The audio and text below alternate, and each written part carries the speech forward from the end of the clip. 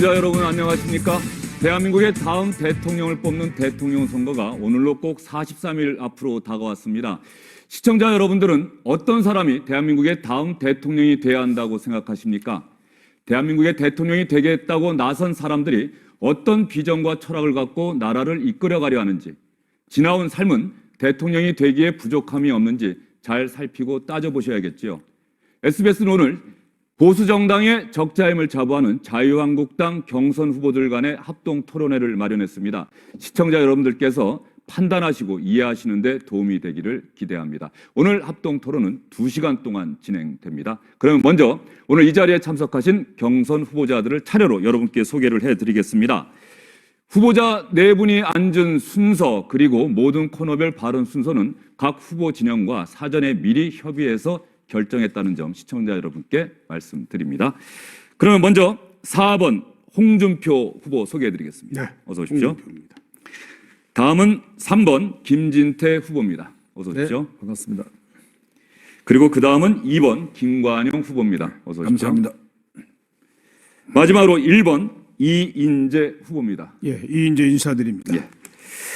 오늘 토론회가 시작되기 전 후보님들과 얘기를 나눠봤더니 오늘 벌써 6번째 토론을 하셨다고 하니까 텔레비전 합동 토론회 편하게 긴장 안 하시고 잘 하시리라고 생각이 됩니다. SBS가 마련한 자유한국당 경선 후보들 간의 합동 토론 이제 본격적으로 시작을 할 텐데요. 첫 순서는 각 후보들이 직접 만든 영상물입니다. 그리고 이 영상이 끝나면 재밌는 순서가 하나 마련되어 있습니다. 내가 만들려고 하는 대한민국은, 그리고 내가 왜 대한민국의 대통령이 돼야 하는지를 각 후보들의 이름을 따서 삼행시로 시청자 여러분께 직접 소개해드리는 그런 순서를 준비하도록 하겠습니다. 순서는 홍준표, 김진태, 김관용, 이인재 후보 순으로 시작을 하도록 하겠습니다. 그러면 먼저 홍준표 후보 진영에서 만든 영상물부터 보시겠습니다.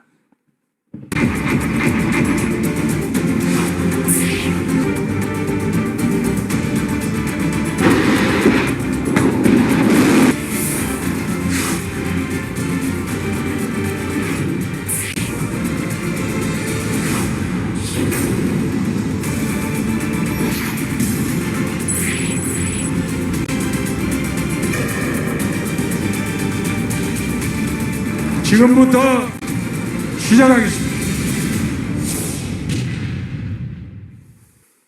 네, 서민 대통령 홍준표를 강조하셨네요. 제가 운을 띄워드리겠습니다. 삼행시는 다른 사람의 운을 띄워줘야 또 마시니까요. 네.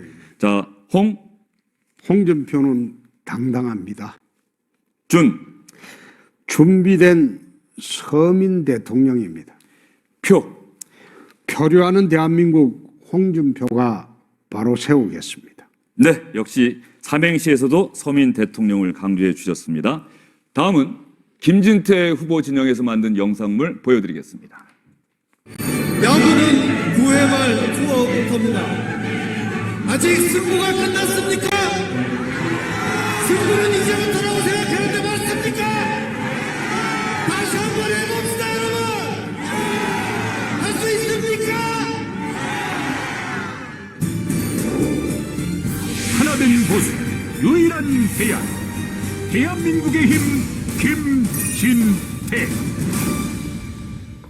하나된 보수 유일한 대안을 강조하셨는데요. 김진태 후보님도 제가 운을 띄워드리겠습니다. 김정은이가 제일 무서워하는 진짜 사나이가 정치권의 세대 교체를 이루어 마지막으로 태풍을 이루어 대한민국을 바꿔보겠습니다. 네, 태풍이라는 점을 또 강조를 하셨습니다. 세 번째, 김관용 후보 진영에서 만든 영상물 시청자 여러분들께 보여드리겠습니다. 나 같은 사람이 바닥을 알고 민심을 아니까 눈물로써 어머니를 만나게 되고 그래서 김관용의 정치는 서민의 목소리로 합니다. 분권 개헌, 중용의 안보 외교, 중소기업 중심의 서민 일자리 창출, 국민이 하늘인 나라, 관용의 정치 이제 시작합니다. 네, 김 후보님은 이름을 딴 관용의 정치를 강조하셨네요. 제가 오늘 띄워드리겠습니다. 김관용은 보수의 적통입니다. 관 관심 가져서 감사합니다. 새로운 보수의 리더가 되겠습니다. 예. 마지막으로 용모는 이렇게 생겨도 일선에서 육선 자치단체입니다. 예. 현장 혁명가로서 새로운 나라 모델을 확실히 바꿔서 만들겠습니다. 예. 용모를 얘기하셨습니다. 재밌게. 자, 마지막으로 이인재 후보 진영이 만든 영상물 과연 어떤 점을 강조하고 있을까요?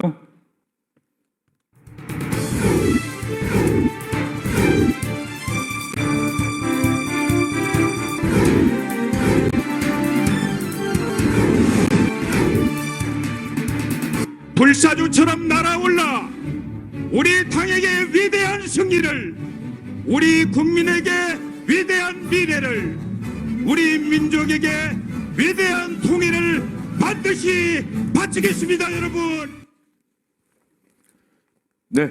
이인재 후보님도 제가 오늘 직접 띄워드리겠습니다. 이제는 벌써 끝나신 겁니까? 이제는 인물입니다. 인물입니다. 마지막으로 제일 뛰어난 이인재가 튼튼한 안보, 활기찬 경제, 위대한 통일 한국을 만들겠습니다. 예, 잘 들었습니다. 후보님들께서도 아마 토론회에서 삼행시로 또 이렇게 말씀하신 건 처음이지 않을까 싶습니다. 우리 후보님들의 긴장을 푸는데 좀 도움이 되기를 바라고요.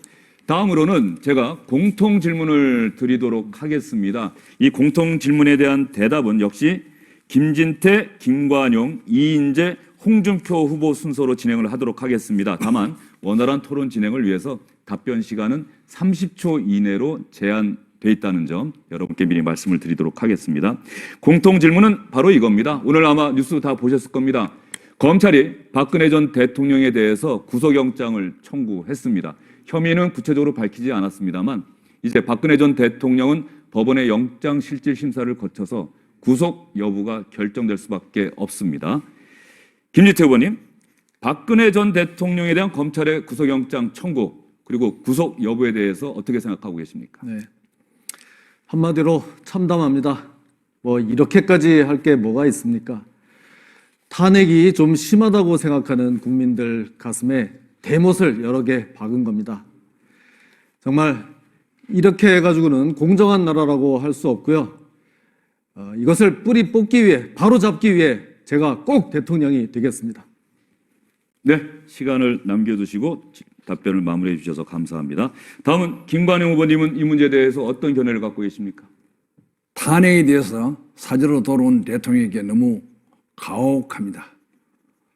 나라 격을 생각해서 지혜롭게 처리하기를 바라고 또 사법부가 현명한 판단을 하리라고 봅니다.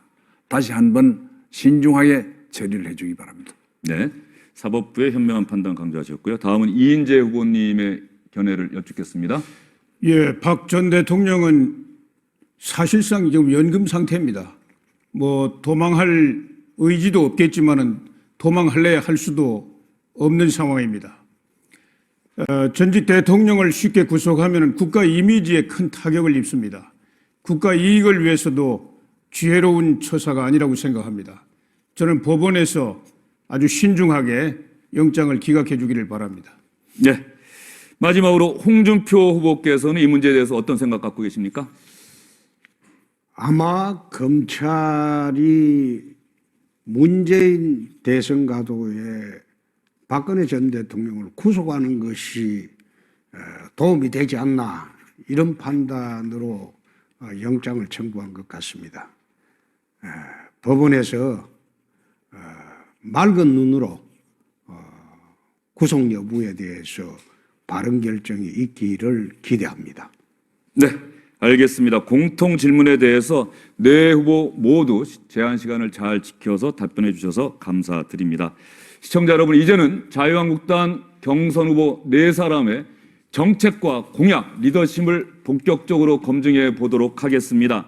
과연 대한민국의 대통령이 되겠다고 나선 자유한국당 후보들은 어떤 비전과 철학 그리고 공약, 정책을 국민 여러분들께 제시하고 있을까요? 지금 대한민국의 안팎의 사정이 어렵다는 얘기가 많습니다. 그래서 더더욱 경선 후보 네 분의 정책과 공약, 리더십 철저하게 검증을 해야 될 것 같습니다.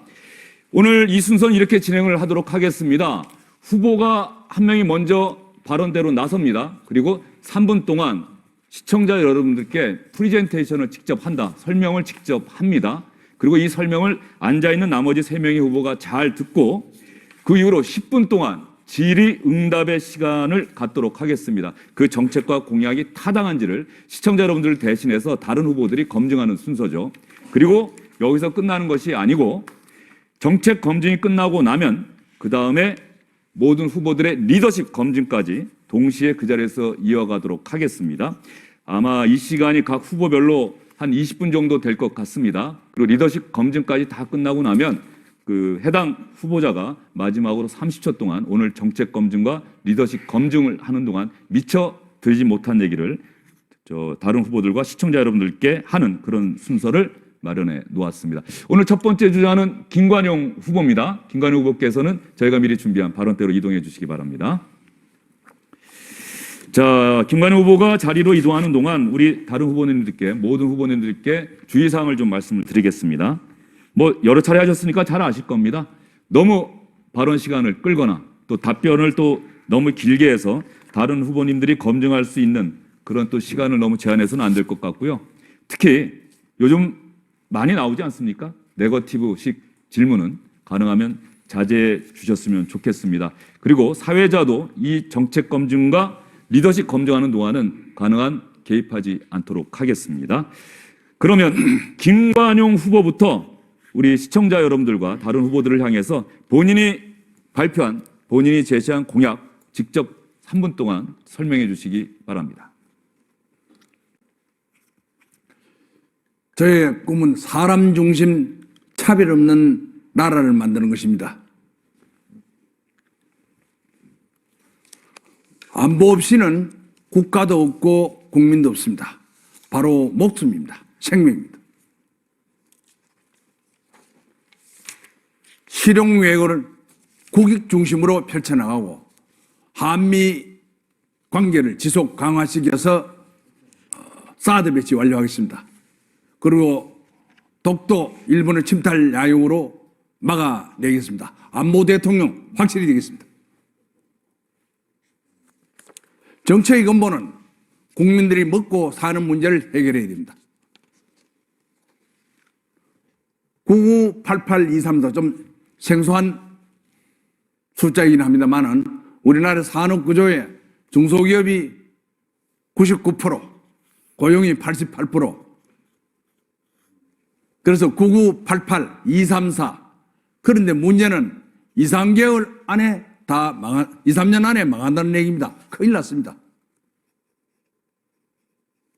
그래서 중소기업부를 신설하겠습니다. 중소기업이 편안하게 사업하고 고용할 수 있는 나라. 특히 일취월장. 젊은이들이 일찍 취직해서 월급 받아서 장가갈 수 있는 책임지겠습니다. 중소기업 천국 대통령 확실히 하겠습니다. 권력이 너무 중앙에 집중되어서 많은 적폐를 나왔습니다. 이제 과감히 지방으로 내려놔야 됩니다. 그래서 3년 안에 전부 분권 개헌 3년 안에 하고 또 모든 그 권력을 조정해서 또 밑으로 내려놓겠습니다. 그래서 권력을 주인인 국민에게 돌려드리겠습니다.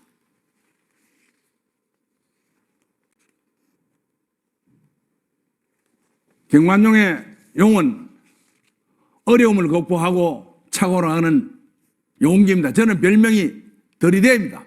딱 결정되면 그대로 앞뒤 안 보고 하는 DRD입니다. 중용입니다. 치우치지 않는 중용. 또 포용입니다. 그래서 모든 것을 안고 가는 이제 관용의 정치가 시작이 됩니다. 그래서 갈등과 문제 또 한을 전부 안아가는 통합의 모습으로 대통령이 되겠습니다. 그래서 국민들이 불안하지 않고 희망을 갖고 있는 그런 나라 만들어 가겠습니다. 네, 김관용 후보님, 3분 약속된 시간에서 1초 넘기셨습니다. 시간 아주 꽉 채워주셨습니다. 김관영 후보의 3분간 공약 발표가 끝났습니다. 어떤 점이 궁금한지 내가 보기에는 이런 부분은 좀 부족하지 않느냐 이런 점이 있다고 한다면 우리 후보들께서 다른 후보들께서 기탄 없이 질문해 주시죠. 먼저 김진태 후보께서 질문하시죠. 네, 잘 들었습니다. PPT 아주 잘 만드셨네요. 그 9988 그 설명을 해주셨는데요, 후보님. 그런데 우리나라가 과연 중소기업 위주로 경제가 돌아가는 나라인지 저는 조금 의문이 있습니다. 아무래도 대기업 위주로 여기까지 이렇게 커 나온 게 아닌가. 중소기업을 자꾸 보호 지원하는 거는 좋지만 대기업이 될 수 있도록 오히려 좀 이렇게 조장을 해줘야 되는 거 아니냐. 중소기업 거기서만 뭐 이렇게 하고 그러면 대기업은 다 뭐 그냥 죽여도 괜찮은 건지. 저쪽 다른 좌파 후보들이 얘기하는 것처럼 그냥 뭐 아예 대기업 해체해도 괜찮은 건지 여기에 대해서 좀 답변 부탁드립니다. 예, 답변 드리겠습니다. 아주 중요한 지적을 했습니다. 제가 발표드린 것은 대기업은 규모나 또 경영 면에서 이미 중소기업과 대비를 되지 않습니다. 그래서 취약한 중소기업을 살려야 하고 거기에 현장 힘을 실어야 되겠다는 생각이고 대기업은 대기업대로 투자와 또 수출 그 주력부대입니다. 사실은 대한민국 발전에 있어서 기한보다 굉장히 큽니다. 그러나 일부 탐욕 때문에 국민으로부터 외면받기는 것도 사실입니다. 그래서 대기업의 탐욕을 건절하고 또 편안하게 좀 기업을 할 수 있도록 재발 조사라든지 구속이라든지 좀 삼가해서 중소기업이 길을 펴고 갈 수 있도록 자꾸 대기업이 해외로 자꾸 빠져나갑니다. 이러한 문제들을 크게 보고 정책적으로 배려하고 중소기업대로 불을 만들어서 힘을 실어드리겠습니다. 그 대기업의 탐욕이라고 이제 말씀하시는데요. 그게 우리 생각상, 관념상으로만 있지 실제로는 존재하지 않다는 그런 주장도 많습니다. 현대차에 납품하는 회사가 일본이나 미국에도 납품을 하는데 우리나라에서 영업이익률이 더 높다는 그런 통계도 있거든요. 그거 좀 참고해 주시기 바랍니다. 네, 알겠습니다. 예. 네, 이인재 후보님 질문해 뭐 주시죠. 저는 우리 김진태 후보하고는 좀 각도가 다른데요. 중소기업부 신설, 저도 좋은 아이디어라고 생각합니다. 지금 대기업과 중소기업의 불균형, 임금 격차도 2배 가깝습니다. 그리고 그야말로 후려치기라든지 이 납품 단가 이거 아주 불공정한 사례가 너무 많아요. 이것은 중소기업을 이렇게 약화시키면 결국은 그 화가 대기업에 미칩니다. 그래서 이런 불균형을 어떻게 시정할 수 있는지 조금 구체적으로 설명해 주시면 좋겠습니다. 사실 공정거래법 하나만 제대로 정부가 지켰어도 대기업의 그런 문어발식 또 중소기업과 대기업의 먹이 사슬이 단절이 되어 있습니다. 그런데 그런 부분에 좀 소홀했습니다. 역대 정부가. 그것을 법대로만 잘 지켜줘도 될 것인데 좀 안타깝다는 말씀을 드리고 또 중소기업 스스로도 새로운 경쟁력과 또 보완 관계를 확실히 해서 정말 중소기업이 대접받는 그런 나라 만들어갈 필요가 있다고 봅니다. 예, 특히 이제 하청 계열화되어 있는 협력 중소기업 말고 이제 새로운 아이디어나 첨단 과학을 가지고 과학기술을 가지고 젊은이들이 도전해서 개척하는 벤처기업들 이게 사실은 4차 산업혁명을 주도하는 거 아닙니까? 그런데 이렇게 아주 힘들게 개척한 이 과학기술이라든지 또 인재라든지 이거를 대기업들이 그냥 약탈식으로 뺏어가는 거 이게 제일 큰 문제예요. 이거를 막기 위해서는 징벌적 손해배상제도 도입해야 된다고 생각합니다. 우리 후보님께서는 어떻게 생각하십니까? 저도 상당히 뜻을 같이 합니다. 사실은 중소기업과 대기업의 아주 법을 떠난 아주 깊은 먹이 사슬이 되어 있습니다. 이런 부분 때문에 하청에 대한 아픔을 갖고 있고 또 기술 개발에 창업을 해도 기술이 넘어가는 그런 절박한 사실은 수출 전선에서 볼 때는 그 제품 만드는 건 중소기업이 대부분 만들어서 대기업에 납품하는 겁니다.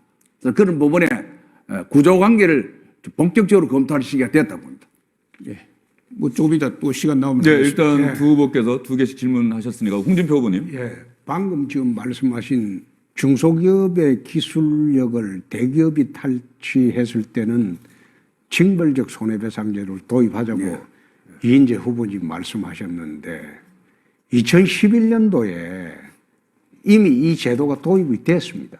제가 국회에 있을 때 중소기업의 특허 기술을 대기업이 침탈을 했을 때는 징벌적 손해배상 제도를 제가 청와대 반대 불구하고 그 도입을 했습니다, 이미. 그 부분에서는 지금 도입이 되어 있습니다. 두 번째, 안보에 관해서 제가 좀 후보님께 묻겠습니다. 사드 배치만으로 북핵을 막을 수가 있겠습니까? 특히 이미 독일, 이태리, 터키 등 유럽 5개국은 러시아 대비해서 남진에 대비해서 전술핵을 재배치했습니다. 재배치하고 거기에 핵 단추를 공유하기로 나토 협정을 지금 체결해놨습니다. 두 번째가 북한에 지금 특수 11군단이라는 부대가 있습니다. 이 폭풍군단이라고 하는데요. 옛날에 시리 영화에 나왔을 때 특수 8군단을 개편한 건데 이 특수 11군단이 병력이 한 20만이 됩니다.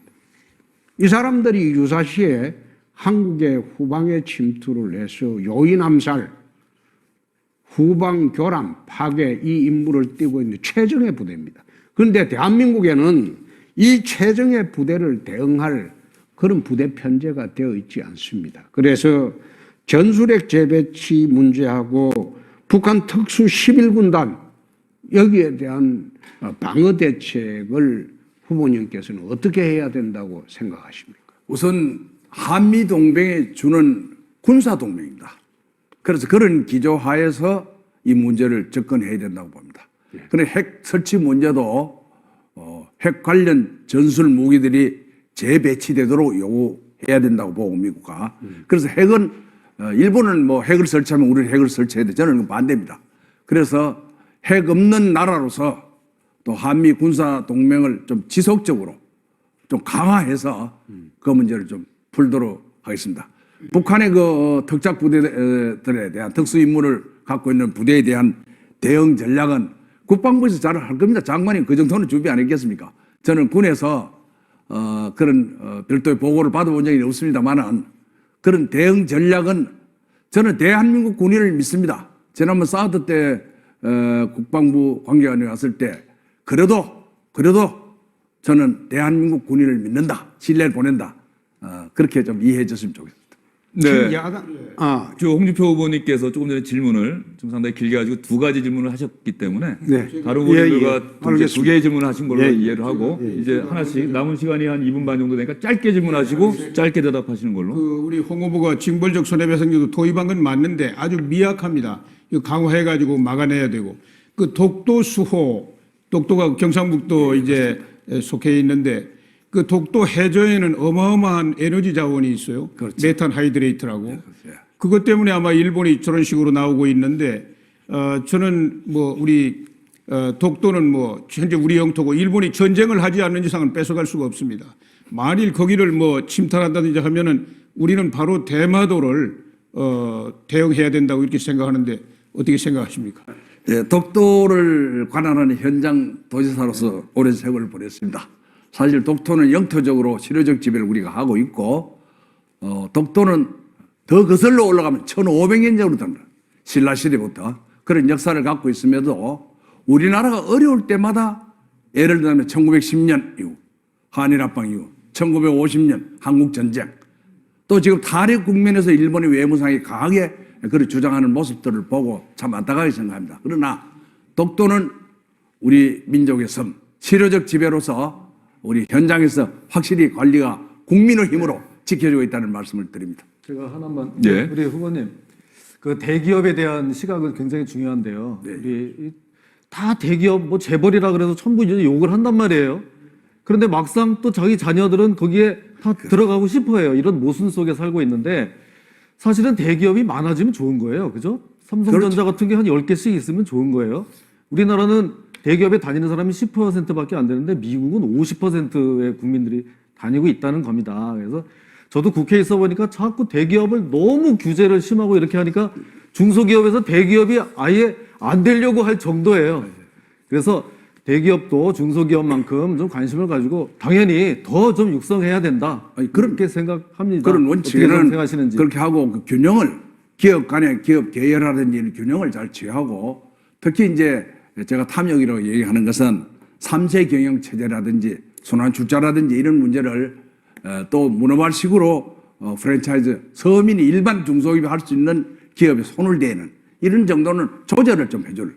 그리고 사실 윤리적인 경영의 새로운 모습을 주장할 뿐이지 대기업을 어떻게 가는 그런 뜻은 아닙니다. 예. 네. 정확하게 지금 약속된 시간이 9분이 지났습니다. 10분이 지났고요. 다음에 리더십 검증으로 넘어가도록 할 텐데요. 김관영 후보의 리더십 검증인데 여기는 뭐 기탄 없이 정책 검증에서 미진한 부분이 있다고 한다면 더 질문하실 수 있고요. 리더십과 관련된 검증을 후보님들께서 하시는데 시간은 모두 9분입니다. 그리고 9분이 끝나고 나면 우리 김관영 후보가 30초 동안 마지막 소회를 밝히고 미처 해명하지 못한 부분이 있으면 설명하지 못한 부분이 있으면 설명할 수 있는 시간을 드리도록 하겠습니다. 이번 순서의 첫 번째 질문서는 우리 홍준표 후보님께 드리겠습니다. 아까 그 제가 질문을 했는데 아직 답변이 좀 미흡한 것 같아서 추가로 하겠습니다. 지금 야당 후보는 지금 대선이라고 군복무기간 단축을 이야기를 하고 있습니다. 국방력 약화를 이야기하는 거죠. 그 국방력 약화라는 거 곧 김정은이한테 만나겠다 하는 말과 그 일맥상통한 그런 말입니다.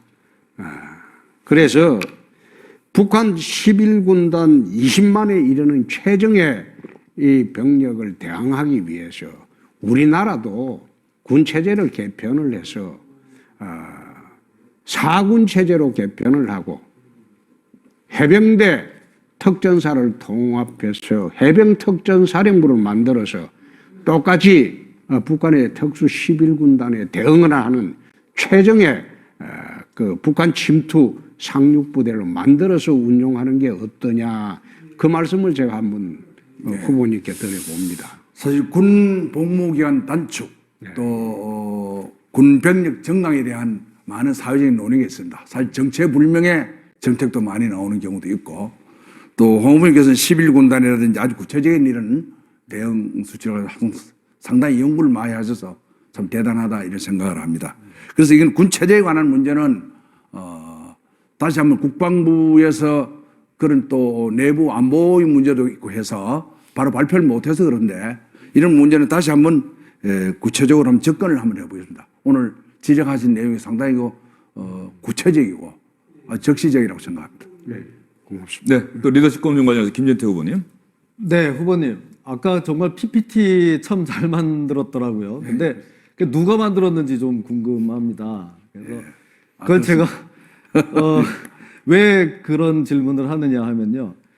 저게 어제 밤 늦게 저렇게 하도록 그게 나왔는데 우리는 밤새 저걸 준비하려고 해도 그럴 만한 능력이 없습니다. 몇 명 안 되는 이 뭐 도와주는 보좌관을 가지고는. 근데 저렇게 멋진 PPT 나온 거는 좋은데 그래서 기후인지 몰라도 제 생각에는 지금 경북지사님으로 계시니까 직원들이 굉장히 유능해서 이 경북 관광 홍보나 이런 건 굉장히 잘할 것 같아요. 그런 실력을 발휘하면. 근데 경북 관광을 홍보해야 될 직원들이 지금 우리 후보님을 위해서 저를 밤늦게까지 저거를 혹시 만들었다면 그건 좀 문제가 있는 거 아닐까 이런 생각을 해봤습니다. 네, 그렇지 않습니다.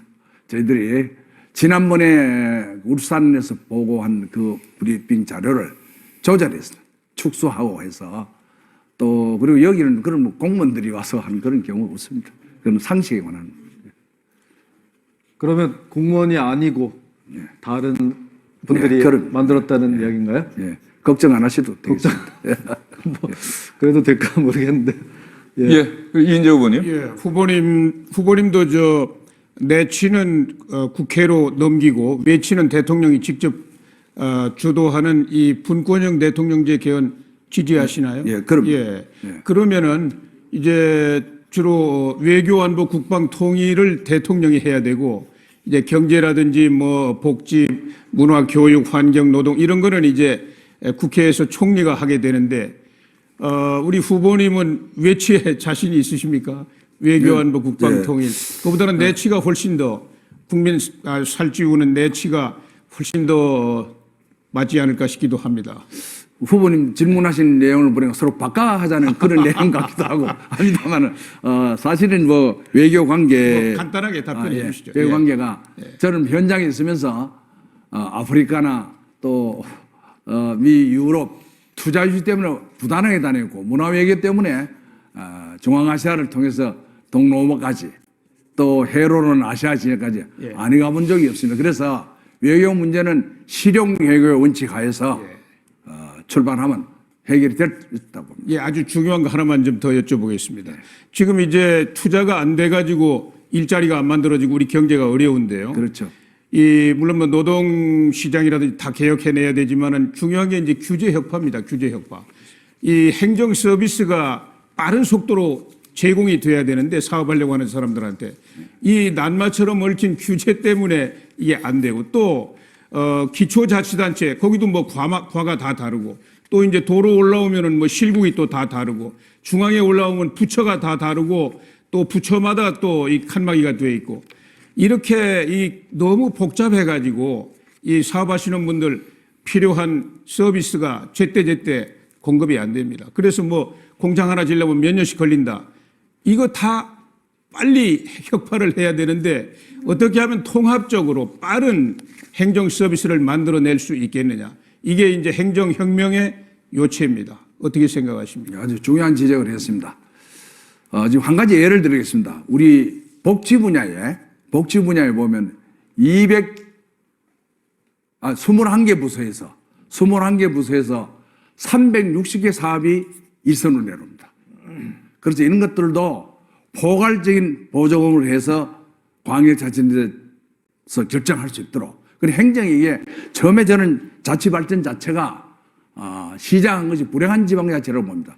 중앙집권의 어떤 가치를 갖고 있는 사람한테 재단이 되다 보니까 지방은 안중이 없었습니다. 그래서 이번에 분권을 내서 균형을 취해서 상생하는 그래서 파이는 나중에 커지는 그런 나라 생각합니다. 그렇습니다. 1년 걸릴 거를 일주일에 왜 못합니까? 저는 그런 그 행정혁명이 꼭 필요하다고 생각합니다. 네, 홍준표. 저 리더십에 대해서 하나 예, 질문을 하겠습니다. 우리 김관용 후보님 리더십은 그야말로 관용의 리더십입니다. 끝까지 설득하고 참고 타협을 하고 그런데 끝까지 설득하고 참고 타협을 해도 말 안 들을 때는 어떻게 합니까? 콱 쥐어 박습니까? 네, 아주 어려운 질문을 하시는데 그것도 또 참는 것도 항연이 있습니다만 그렇죠. 사람이니까 그때는 뭐 소주 한 잔 넣고 확 털어놓고 얘기를 해야 되죠. 그때는 쥐어 박습니까? 뭐 지어박기를 제가 태권도 3단입니다. 예. 3단인데 제 주먹을 맞으면 절단이 나기 때문에 그렇지는 못하고 좀 강한 의조로 얘기도 하고 합니다. 예. 예, 정책 검증에 집중돼 있었는데 홍준표 후보가 지금 리더십 검증 첫 질문을 사실상 하신 것 같고요. 김지태 후보님요. 네, 저도 그 비슷한 거 좀 물어보려고 했는데 손수를 뺏겼습니다. 예, 그렇습니다. 우리 후보님은 정말 행정의 달인이시잖아요. 그러니까 뭐 정책이나 행정에 관한 거 뭐 술술 이렇게 다 나오시는데 중앙 정치 경험은 이제 없으시단 말이에요. 예, 그렇습니다. 그러면 이 정말 이 좌파들하고도 싸울 땐 싸워야 되고 막 그렇습니다. 근데 정말 성함처럼 너무 이렇게 좋으시기만 해서 그렇게 치열하게 결기 있게 그런 좌파들하고 싸우실 수 있을지 또 그 중앙 정치에서 그렇게 정말 복잡하고 뭐 골치 아팠던 이 법안들에 대해서 충분히 알고 계시는지 이게 조금 좀 예, 궁금합니다. 걱정이 많이 될 겁니다. 사실 요 며칠 사이에 대선 후보 전략 들어오니 참 낯설고 좀 이상합니다. 그런 많이 배우긴 하는데 저는 오히려 정치에 오염되지 않은 것이 더 다행이다. 이 나라가 정치 때문에 이런 모양이 왔으니 그래서 이제는 좀 둘을 털고 다시 한번 국가 개조의 틀로 뜻을 모아야 된다고 봅니다. 그리고 제가 많이 배우겠습니다. 그 한 말씀만 그냥 드리면 정치에 오염되지 않으신 동안 저 같은 사람도 오염되기 싫어도 어쩔 수 없이 들어가서 싸울 수밖에 없었다. 이거 좀 알아주시기 좀 바랍니다. 양해가 됩니다. 제가 이해가 며칠 사이지만 그렇구나 생각이 들었습니다. 네. 네, 지금 남은 시간이 한 30초 되는데 어떻게 궁금하신 게 더 있으시면 예, 짧게 질문하셔야 짧게 답변할 수 있습니다. 예, 이 교육감 제도 지금처럼 하면 안 되겠죠. 이거 도지사하고 러닝메이트로 하든지 아니면 도지사가 도의회 승인을 받아가지고 임명하는 이런 제도로 바꿔야 되지 않습니까? 네, 그렇게 생각합니다. 저는 교육자 출신인데 교육이 가장 기본이 되는 교육에 지금 혼선이 일어나고 있습니다. 가치가 흔들리고 역사를 조명하는 인식도 다르고 해서 교육감 선거는 다시 한번 재고해봐야 될 그런 상황이라고 봅니다. 네, 정확하게 약속된 시간이 모두 끝났습니다. 김관영 후보님이 가장 먼저 순서를 마치셔서 홀가분하실 것도 같고 좀 아쉬운 부분도 있으실 것 같고 어쨌든 간에 SBS가 마련한 자유한국당 경선 후보들 간의 합동 토론회 정책 검증과 리더십 검증이라고 하는 시간, 가장 많은 시간을 할애했습니다. 거의 20분 정도 했는데요. 우리 김관영 후보께서 그동안 이 설명하는 과정에서 혹시 못하신 부분이 있다거나 아니면 시청자 여러분들께 정말 강조하실 부분이 있으면 30초 안의 시간에 마음껏 이야기해 드릴 시간을 드리겠습니다. 존경하는 국민 여러분, 그리고 당원 동료 여러분, 여러분의 선택을 기다리고 있습니다. 저는 현장에서 야전의 일생을 보낸 사람입니다. 그래서 국민의 상과 예한을 함께하고 또 눈물을 흘리면서 문제를 보기도 했습니다. 그래서 저에게 기회를 준다면은 과감하게 조정하겠습니다. 모든 문제와 답은 현장에 있습니다. 그래서 중앙 권력 또 국회의 권한 밑으로 내려서 새로운 나라 모델을 만들어서 정말 내일을 얘기할 수 있는 그런 조국 대한민국을 만들어 가겠습니다. 네, 김관영 후보 수고 정말 많이 하셨습니다. 김관영 후보가 섰던 자리에 이제 다음에는 이인재 후보가 서도록 하겠습니다. 김관영 후보와 마찬가지로 이인재 후보도 3분 동안 자신이 가장 강조하는 공약, 정책을 시청자 여러분들께 먼저 설명할 수 있는 시간을 드리도록 하겠습니다. 이인재 후보 준비되셨습니까? 예, 준비됐습니다. 예, 그러면 예. 시작하시죠. 예, 번영과 통일을 위한 저의 약속을 말씀드리겠습니다. 우선 국가 리더십을 위한 개헌이 필요합니다. 제가 대통령이 되면 6개월 이내에 외치는 대통령이 직접 주도하고 내치는 국회가 내각제로 운영하는 권력구조 개헌을 해내겠습니다. 그리고 취임 6개월 이내에 헌법과 부속법률 다 개정하고 연정의 틀을 형성을 하겠습니다. 또 다음 대통령 선거는 다음 총선 한 달 전에 실시해서 동거정부가 출연하는 것을 막아내겠습니다. 지방 분권을 강화하고 국회의원 수를 200명으로 감축하겠습니다. 다음으로 경제 성장과 일자리 창출입니다. 대통령 직속으로 고용 창출 전략회의를 설치해서 대통령이 직접 연 60만 개 이상 일자리 목표를 설정하고 전투적으로 이걸 밀어붙이겠습니다. 투자를 가로막는 각종 규제를 관계부처 합동으로 빠른 속도로 혁파를 하겠습니다. 투자 환경 개선을 위한 노동, 금융, 교육 등 개혁을 해내고 또 강성 귀족 노조 제도적으로 반드시 혁파를 하겠습니다. 또 4차 산업혁명을 선도하는 벤처기업, 벤처생태계 육성하고 그리고 지원하겠습니다. 평등한 기회가 보장되는 공정한 사회를 반드시 구현하겠습니다. 재벌 횡포 차단하는 개혁을 통해서 국민의 사랑을 받는 대기업으로 성장 발전하도록 하겠습니다. 또 징벌적 손해배상 제도를 도입하고 강화해가지고 공정거래 강화 그리고 중소벤처기업 보호를 하겠습니다.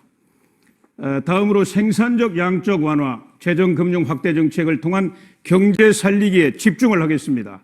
선택과 집중을 통한 실질적인 복지 확대를 기하겠습니다. 보편적 복지의 환상을 깨버리겠습니다. 다음으로 300만 신용불량자, 너무나 가혹한 운명에 시달리고 있습니다. 이들에게 신용 회복 절차를 확대하고 그리고 이들이 우리 성장의 새로운 동력이 되도록 하겠습니다. 회사 택시 근로자 임금 착취 구조 혁파하겠습니다. 완전 월급제 또는 협동조합 방식으로 전환하겠습니다. 다음으로 한반도 비핵화를 관철하고 통일을 이루어내겠습니다. 북한 핵 문제 해결에 대한 한국의 주도권을 회복하겠습니다. 북한 체제와 주민을 분리 대응하는 새로운 대북 정책을 추진하겠습니다.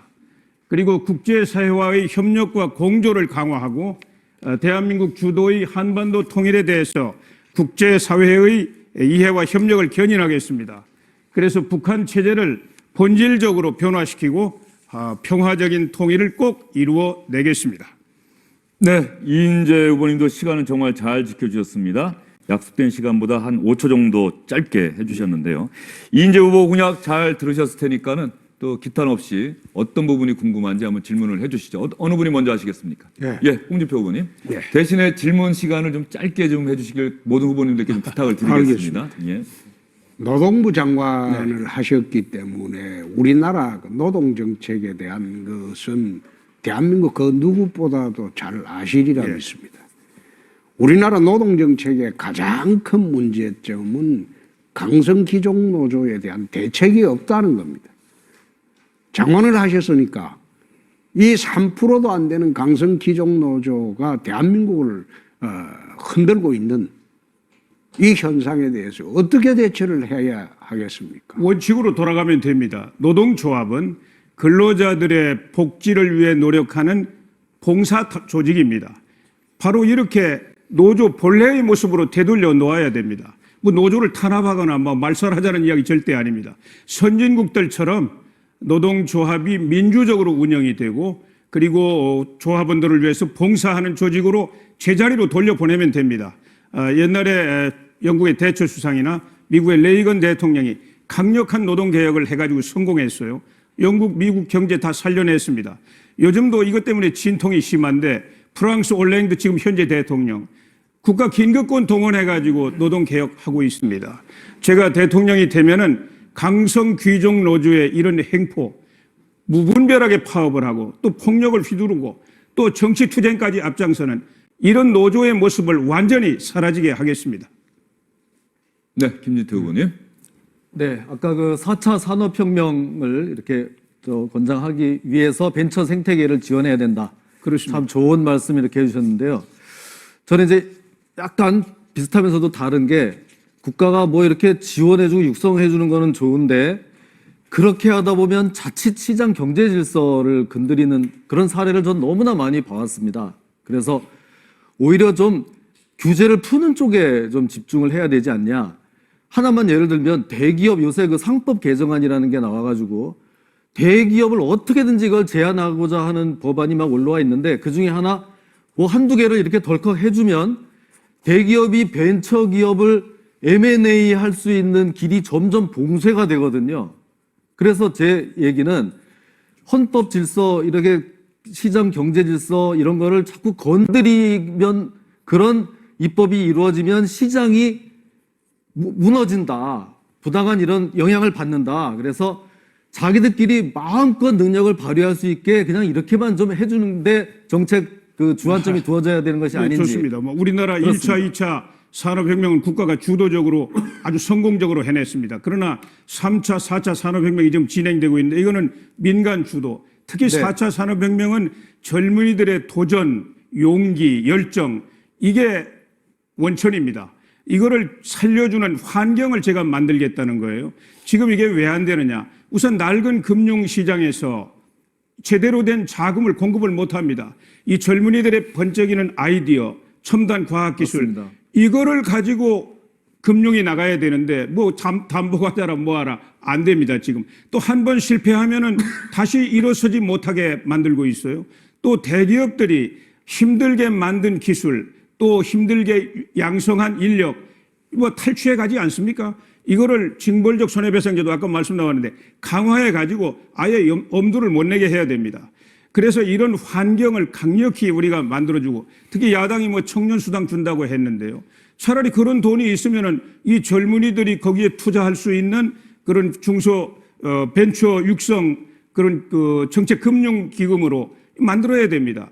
이렇게 해가지고 젊은이들이 계속 도전하고 거기서 새로운 영웅들이 계속 탄생이 되고 미국의 지금 옛날 전통 대기업들이 그 대기업 서열 어디에 있습니까? 전부 몇십 년 안 되는 젊은이들이 만든 이 4차 산업혁명 선도하는 기업들이 재벌 순위 다, 대기업 순위 다 1, 2, 3, 4, 5, 6등 하고 있습니다. 예. 다음은 김관영 후보님. 예. 4차 산업혁명에 대해서 아주 방향 제시를 아주 잘 하셔서 감사합니다. 예. 아까 김진태 후보께서도 그런 말씀이 계셨는데 중소기업 가지고는 감당하기 굉장히 어렵습니다, 사실. 그래서 대기업이 유동성 자금이 가능하다면 인센티브를 줘서 대기업 4차 산업혁명의 기술로서 들어가요. 왜냐하면 장치 산업이 많기 때문에 그렇습니다. 중소기업은 하고 싶어도 어렵고 그러한 문제를 한번 보고 특히 중소기업과 중복이 된다면 중소기업 고유 업종제를 지정을 해서 대기업 못 들어오도록 조절하고 또 스웨덴 같은 데 실패의 날을 정해놨습니다. 청년 기업가들이 실패하면 실패하는 만큼 정부에서 지원하는 그런 정도로 아주 구체적인 계획이 되어 있습니다. 이런 문제에 대해서 4차 산업혁명의 지금 초기 단계니까 어떻게 속도를 낼 수 있는지 부탁을 드립니다. 예, 우선 대기업들이 사내 유보금을 가지고 4차 산업혁명을 선도할 수 있다. 이거는 저는 현실하고는 좀 거리가 멀다고 생각합니다. 저는 특히 젊은이들이 번뜩이는 그 아이디어라든지 첨단 과학기술을 가지고 정말 이 도전하고 이렇게 개척하는 이런 것으로부터 4차 산업혁명이 계속 불이 붙고 확산되어 나간다고 생각하는데요. 대기업들이 그러한 기업들을 M&A를 할 때 아주 좋은 그 조건으로 이렇게 M&A를 해야 됩니다. 예컨대 지난번에 이세돌 선수하고 딥마인드 거기하고 알파고하고 하지 않았습니까? 그때 그 알파고를 개발한 영국의 벤처 기업 딥마인드를 구글이 5억 달러를 주고 엄청난 돈을 주고 그걸 M&A를 했어요. 그런데 그런 그 성공 사례들이 젊은이들이 계속해서 도전하고 성취를 이루어 나가는 그런 4차 산업혁명, 새로운 벤처의 생태계, 밀림을 만들 수 있어요. 그래야만 거기서 어마어마한 일자리가 만들어집니다. 새로운 소득이 또 창출되고요. 그래서 이 실업 문제, 젊은이들의 실업 문제 돌파구도 거기에 있다고 생각합니다. 네, 이제 새 후보께서 한 개의 질문을 던지셨습니다. 남은 시간 고려하면 각 후보들께서 30초 정도 안에 질문하시고 30초 정도 답변하시면 잘 마무리가 될 것 같습니다. 홍준표 후보님. 우리 후보님께서 아까 말씀하신 징벌적 손해배상 제도는 이건 우리나라 법제에는 맞지 않습니다. 그래서 일반화를 할 수가 없어요. 그래서 저희들이 지난번에 대기업이 중소기업의 기술력을 침탈할 때 한해서 징벌적 손해배상 제도를 도입을 했는데 그러면 다음에 만약 도입하는 분야라면 어떤 분야에 이 제도를 도입하는 게 좋겠습니까? 그러니까 경제계에서 강자가 약자에 대해서 불공정하게 어떤 압력을 행사해 가지고 이익을 취득할 때 그럴 때에는 그 징벌적 손해배상을 부과할 수 있어야 된다고 생각합니다. 그렇게 해야만 공정 거래가 확산이 되고 그래야만 경제 생태계가 건강하게 성장할 수가 있습니다. 지금처럼 이렇게 강자가 약자를 아까 우리 그 중소기업 대기업의 문제 나와 있는데요. 임금 격차 하나만 놓고 보면은 대기업에 자리 잡은 그 강성 귀족 노조들이 압력을 가합니다. 그런데 대기업의 경영자가 특히 재벌 기업 같은 경우는 이 세습을 한 황제 경영이에요. 그래가지고 이 사람들이 어떤 경제 논리 또 경영 윤리 이것에 의해서 목에 칼이 들어와도 절대 양보해서는 안 되는 것까지도 양보를 하고 그리고 그것을 다 중소협력기업에 전가를 하다 보니까 이렇게 임금격차가 이렇게 벌어지게 됐어요. 선진국들은 대기업과 중소기업 임금격차 10%를 안 벗어납니다. 또 비정규직과 정규직 임금격차도 10%를 안 벗어나요. 그래서 저는 징벌적 손해배상제도 힘들더라도 이것을 보편적으로 도입해야 된다고 생각합니다.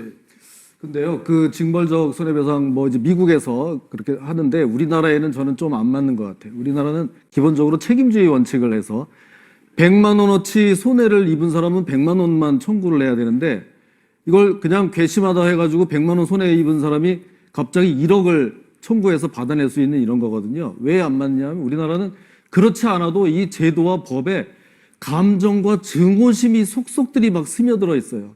그래서 이게 제대로 합리적으로 운영이 안 되고 해서 점점 더 이 사회가 아주 정말 살기 힘든 각박한 사회가 될 수도 있다는 생각입니다. 거기에 대한 생각은 어떠십니까? 그건 경제 주체들 간의 문제니까 기업들 사이의 문제 아닙니까?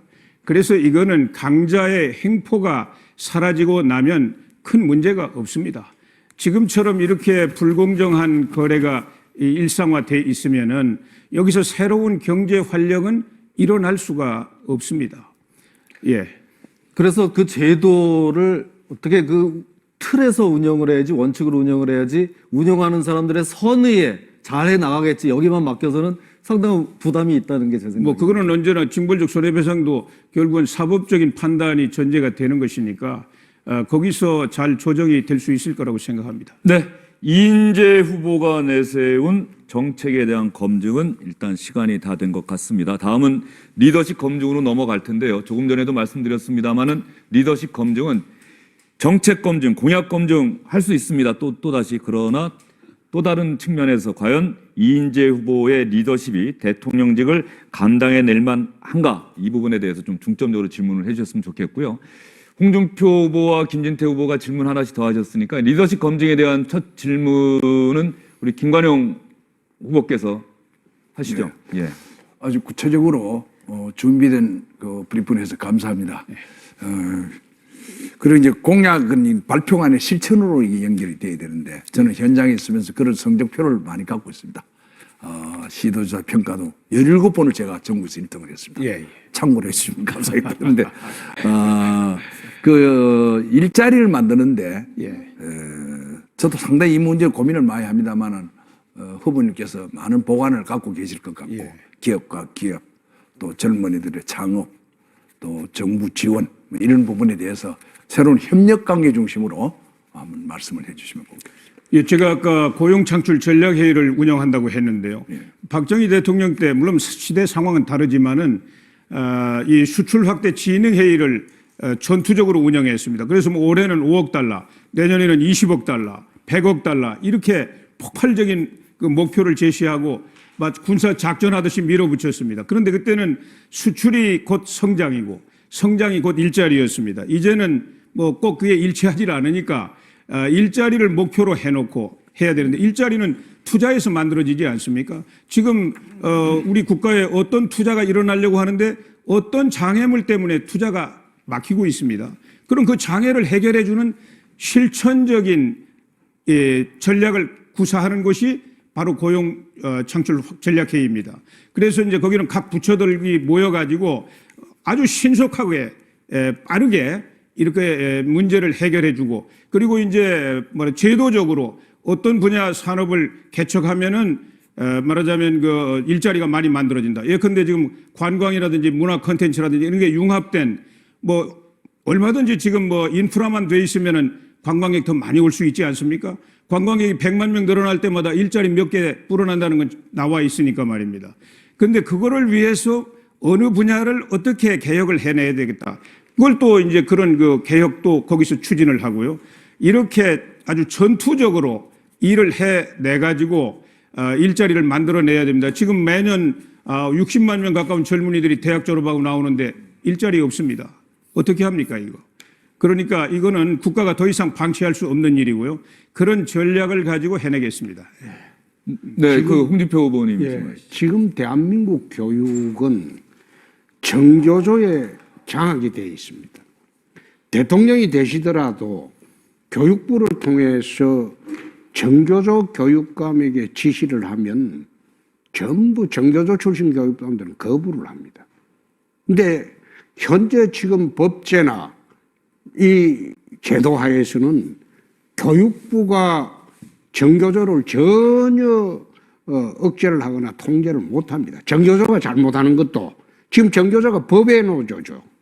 그런데 대통령이 되시면 어떻게 교육부를 활용해서 이렇게 지금 좌파 교육 이념으로 대한민국을 물들이고 있는 정교조를 어떻게 하실 생각이십니까?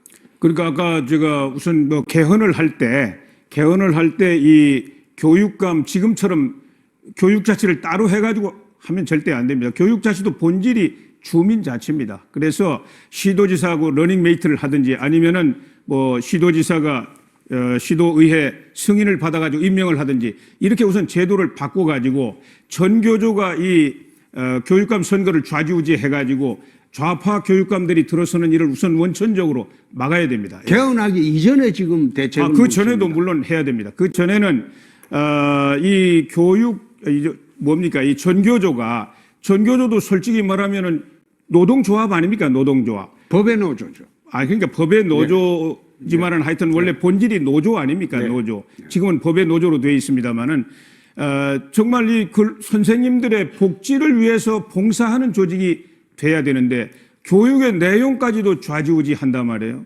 특히 역사 교과서 같은 거 우리 대한민국의 정통성을 위협하는 그런 교육을 선도하고 있습니다. 이거를 여러 가지 다양한 수단과 방법을 동원해 가지고 이걸 반드시 깨뜨려 버려야 됩니다. 저는 뭐 충분히 해낼 수 있습니다. 예. 네, 김지태 의원님. 아니, 좀 재미가 없습니다. 지금 이 하는 거는 아까 이제 정책에 관한 얘기는 벌써 다 질문 답변 주고 받았고요. 이번엔 뭐 리더십이라고 그래서 좀 신상에 관한 거 좀 이렇게 예. 얘기하는 거 아니면 허심탄회하게. 뭐 주제 제한 그래서 없습니다. 우리는 예. 또 뭐 모범생이라서 시키는 대로 합니다. 제가 또 뭐 좀 약간 돌직구 스타일이니까 그대로 뭐 질문을 좀 하겠습니다. 뭐 뭐든지 좋습니다. 네, 우리 후보님 별명이 피닉제 불사조 아닙니까? 불사조 죽지 않고 계속 살아나는 불사조인데 이것도 어떻게 보면 그럴 일이 그만큼 많았다는 거예요. 그죠? 그동안 우여곡절 참 여러 가지 시련이 많으셨는데도 계속 이렇게 살아나신다는 겁니다. 자, 좋습니다. 정말 제가 이번에 이 경선 과정에서 옆자리에서 이렇게 보면 그 내공 정말 대단하시다는 거 제가 정말 입에 발린 말이 아니라 느끼고 많이 배웠습니다. 자, 그런데 지금 이제 이 보수의 위기 아닙니까? 그냥 여태까지 하던 대로 막 이렇게만 해가지고는 좀 안 된다. 그래서 이제 저 같은 사람은 야, 우리 정말 한번 세대 교체 한번 해보자. 이래서 이렇게 나오게 됐습니다. 제가 뭐 어떻게 보시는지 모르겠지만 벌써 50대 이제 초중반 이렇게 들어가는데 우리 후보님은 처음 대선 나오셨을 때 이미 40대이셨단 말씀입니다. 그래서 이제 질문은 40대에도 나오셨기 때문에 50대가 뭐 어리다 젊다는 말씀은 못 하실 것 같고 이런 위기 상황에서 세대 교체 젊은 사람이 한번 해보겠다는 거에 대해서 좀 이렇게 동참하시거나 힘을 모아주실 생각은 없으신지 묻습니다. 예, 뭐 세대 교체는 자연적인 현상입니다. 뭐 우리 김진태 후보님 계속 성장하시기를 바라고요. 그런데 지금은 국가적인 위기가 너무 엄중합니다. 이 사회, 경제 또 이 안보 위기가 언제 폭발하는지 알 수가 없어요. 이 위기의 이 복잡한 본질을 꿰뚫어 보고 쾌도 난마처럼 개혁의 칼을 휘둘러서 경제도 살려내고 사회도 통합하고 또 안보 이 기회에 원천을 드러내 가지고 통일도 이루어낼 수 있는 이런 강인한 리더십이 지금 필요하다. 저는 그렇게 생각하고요. 좀 더 우리 김 후보님 더 내공을 좀 더 많이 쌓으시고 앞으로 하실 일이 정말 너무 많다고 생각합니다. 예. 계속 분위기가 분투하십시오. 토론 분위기가 아주 뜨거워지고 있는 것 같습니다. 김관혜 후보께서도 리더십과 관련한 검증 질문 어떻게 준비되어 있습니까? 저는 그 이인재 후보를 만나 뵐 때마다 아주 당당해요. 당당하고 그런 거에도 그렇고 아주 그런 면에서 어떤 보이지 않는 카리스마를 느끼게 됩니다. 뭐 그런 부분에 제가 상당히 존경을 하고요. 이제 국가 경영에 관한 문제가 저는 그렇게 봅니다. 지도자는 태어나는 것이 아니라 만들어진다고 생각하는 사람입니다. 그래서 각자 분야는 다르지만은 나라가 이런 지경까지 올 그 과정에 또 국회의원도 하시고 뭐 자치단장 하시고 다 했는데 또 후보로도 몇 분 나오시고 했는데 정치가 이 나라를 이렇게 이 모양으로 만들었습니다. 오염된 정치. 지금 여론조사를 하면 정치인들, 국회의원들 지금 현직은 아닙니다만은 참 그 국민들이 저항이 세다는 사실을 알고 계시리라 봅니다. 그래서 거기에 대한 지난날의 어떤 그런 정치가 부득이했다는 그런 현실도 있겠지만은 한번 두루해서 현재의 주소를 좀 밝혀주시면 좋겠습니다. 저도 뭐 정치를 오래 하면서 늘 고심해 온 게 바로 그 주제입니다. 우리 후보님 말씀하신 그 내용을 늘 고민해 왔는데요. 우리 정치가 제일 후진적입니다. 문제를 해결하지 못하고 있지 않습니까? 저는 뭐 긴 설명을 할 시간이었기 때문에 간략하게 말씀을 드리면 지금 제일 우리가 본받아야 될 정치가 행해지고 있는 나라가 독일입니다. 독일의 정당 민주정치를 우리가 벤치마킹해서 혁신을 하면 됩니다. 정당이 정책을 만들어낼 수 있어야 됩니다. 또 인물을 키워낼 수 있어야 됩니다. 그래야만 국가 경영을 제대로 하면서 국민들을 행복하게 할 수 있지 않습니까?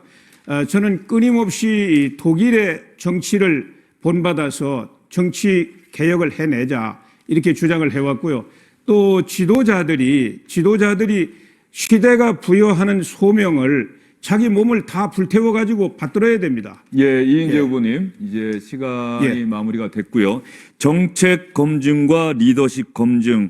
그런데 오늘 김관영 후보와 이인재 후보 진행되는 순서를 보니까 정책 검증에 좀 집중하고 계신다 이런 느낌이 드는데요. 기탄 없이 리더십 검증 때는 주제에 제한이 없다는 점 다시 한번 말씀드리고요. 이인재 후보께도 이제 정책 검증과 리더십 검증 받는 동안 느꼈던 점, 더 설명이 필요한 점, 그리고 내가 정말 이거는 꼭 강조하고 싶다는 것 30초 시간 드리겠습니다. 예, 지금 무엇보다도 우선 경제 살려내야 됩니다. 바로 이웃나라, 별로 좋아하지 않는 나라이긴 하지만은 일본의 아베 총리가 돈을 쏟아붓고 경기를 부양하는 데 성공했어요. 20년간 가라앉아 있던 일본 경제를 살려가지고 지금 일자리가 남아돕니다. 일본 젊은이들이 취직을 하고도 남는 일자리가 만들어지고 있습니다. 우리나라 경제 살려내야 됩니다. 제가 풍부한 그 개혁 경험 또 강인한 그 지도력을 발휘해가지고 한국 경제도 불꽃처럼 다시 꼭 살려내겠습니다. 감사합니다. 네. 이인재 후보 긴 시간 동안 수고 많으셨습니다. 김관영 후보에 이어 이인재 후보까지 정책 검증과 리더십 검증 진행을 해봤습니다. 다음 순서는 홍준표 후보 차례입니다. 홍준표 후보는 과연 어떤 공약을, 어떤 정책을 국민 여러분께, 유권자 여러분께 제시하고 있을까요? 홍준표 후보님도 준비되셨습니까? 예, 준비되셨으면 본격적으로 시작을 해주시죠.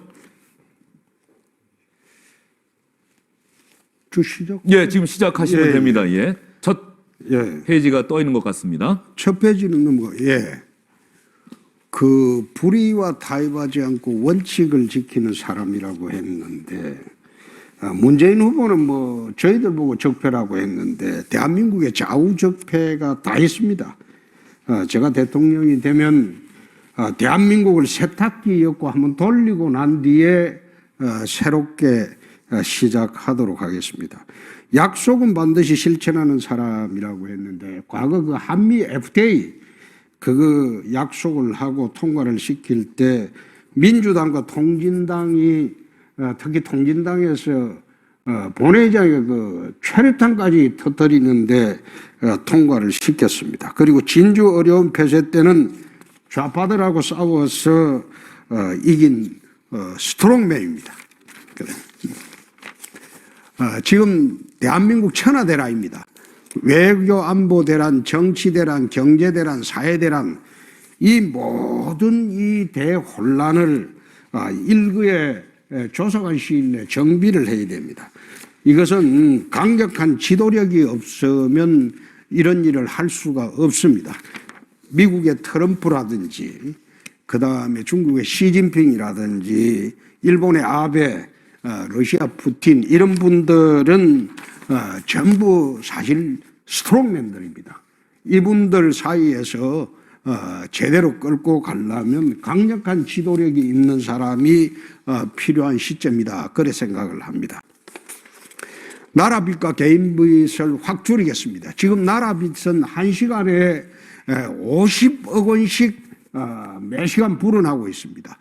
경상남도에 3년 6개월 동안 1조 한 4천억에 이르는 그 채무를 땅 한 편 안 팔고 행정개혁, 재정개혁만으로 빚을 다 갚았습니다. 민간 채무도 조정하고 빚의 고통에서 탈피하도록 하겠습니다. 실현 가능한 일자리 150만 개를 만들겠다고 하는데 지금 야당에서 제시하는 일자리 대책을 보면 청년한테 푼돈 주는 대책 그리고 주로 공공 일자리를 만든다고 합니다. 그것은 세금 나눠 먹기고 기업을 통해서 일자리를 반드시 만들도록 하겠습니다. 개천에서 용인하는 기회의 사다리를 만들겠습니다. 세습 고용 이거 다 없애고 서민들이 다시 일어설 수 있게 만들겠습니다. 강성기종노조가 주인인 공기업과 대기업을 개혁을 하겠습니다. 지금 사정기관에도 개혁을 해야 되고 부패 근절도 해야 됩니다. 앞으로 이런 문제를 홍준표가 강력하게 처결해 나가도록 하겠습니다. 홍 후보님 이제 3분 약속된 시간이 지났습니다. 어떻게 뭐 마저 한 페이지 살짝 정리하시겠습니까? 그 마지막 부분은 아마 질문이 들어올 것 예. 같아서 네, 그대로 알겠습니다. 홍준표 후보가 3분에 걸쳐서 본인이 꿈꾸는 대한민국 어떻게 이끌려고 하는지에 대한 공약과 정책을 제시를 했습니다. 자, 홍준표 후보의 공약 가운데 궁금한 점, 이건 정말 내가 궁금하다. 왜 이런 생각을 했는지 어떤 분이 먼저 질문하시겠습니까? 제가 가볍게 먼저 예. 할까요? 예, 경상남도 채무 1조 4천억 다 정리했다고 그러셨는데 경상남도가 무슨 사업을 해가지고 돈을 벌어서 갚았는지 아니면은 세수가 확대돼 가지고 갚았는지 궁금합니다. 그게 아니고 저희들이 이제 경상남도에 행정 계획을 했습니다. 자체 행정 조직을 통폐합하고 구조 조정하고 예컨대 뭐 진주 어려운 같은 경우도 행정 계획의 일환이었습니다. 그리고 그 자체 인력 구조 조정도 했습니다. 그리고 예산이 새는 데를 점검을 했습니다. 그리고 그 예산을 다음에 돈을 줄 때에도 효율성을 중시해서 선심성 예산을 전부 막았습니다. 그래서 3년 6개월 동안 행정개혁만으로 한 7천억을 갚았습니다. 그리고 또 재정개혁을 했습니다. 재정개혁을 해서 한 7천억을 만들었습니다. 우리가 그 경상남도 채무를 갚을 때는 다른 비용을 줄인 것이 아니고 자체 우리 내부 개혁만으로 재원을 마련해서 빚을 다 갚았습니다. 예, 그게 처음에는 5년 동안 절반 줄이겠다고 약속을 했는데 하다 보니까 3년 6개월 만에 채무를 다 갚았습니다. 뭐 빚을 갚는 게 뭐 나쁘다는 이야기가 아니라 네. 행정개혁, 재정개혁을 통해서 뭐 중복 예산이라든지 낭비 예산을 틀어막고 그걸 갚았다. 그런데 사실은 그런 어떤 재원이 만들어졌을 때 새로운 사업 수요도 많이 있을 거예요. 그런데 투자하는 것이 먼저냐, 빚을 갚는 게 먼저냐, 이거는 뭐 지방 정부든 중앙 정부든 상당히 민감한 문제입니다. 그래서 빚을 갚았다는 것만 자랑하는 것은 좀 맞지 않는 것 같고요. 왜 빚을 갚는 게 그렇게 중요했는지 이 부분이 좀 잘 이해가 되질 않아서 네, 여쭤보는 네, 답변을 하겠습니다. 이자만 해도 400억 정도 됩니다. 그럼 빚을 갚지 않으면 복지 비용이 줄어듭니다. 우리 경상남도가 빚 갚고 난 뒤에 전국 광역자치단체의 평균 복지 비용이 31.3%인데 우리는 37.8%의 복지 예산이 있습니다. 두 번째, 빚을 갚는 과정에서 미래 그 투자를 하는 데 소홀하지 않았냐. 우리 경상남도는 지금 40년 동안 먹고 살았던 조선 산업단지와 그리고 기계공업 산업단지 두 개였는데 금년 말에는 세계 국가 산업단지가 착공을 합니다. 사천진주의 나노 그리고 밀양의 그러니까 사천진주의 항공, 밀양의 나노 그리고 거제의 해양 플랜트 이렇게 해서 국가산업단지를 앞으로 50년 동안 먹고 살아가야 할 그 미래 준비도 다 했습니다. 그래서 결코 빚 갚을 때 미래에 대한 투자를 소홀히 하고 빚을 갚았다. 그런 건 없습니다. 네. 이인재 후보가 두 개의 질문하셨고요. 김관영 후보께 질문권 드리겠습니다. 부채 제로로 광고도 나온 것도 봤고 또 지사님께서 열심히 하신 것도 알고 있습니다. 그러나 저희들 이제 행정하는 입장에서 보니 부채 제로가 재정을 절감하고 또 예산을 절감하고 외부 수입을 또 확대해서 한 부분도 있었는데 제가 한번 분석을 해보니까 저도 경상북도도 금융 부채는 제로입니다. 없습니다. 네. 그런데 이제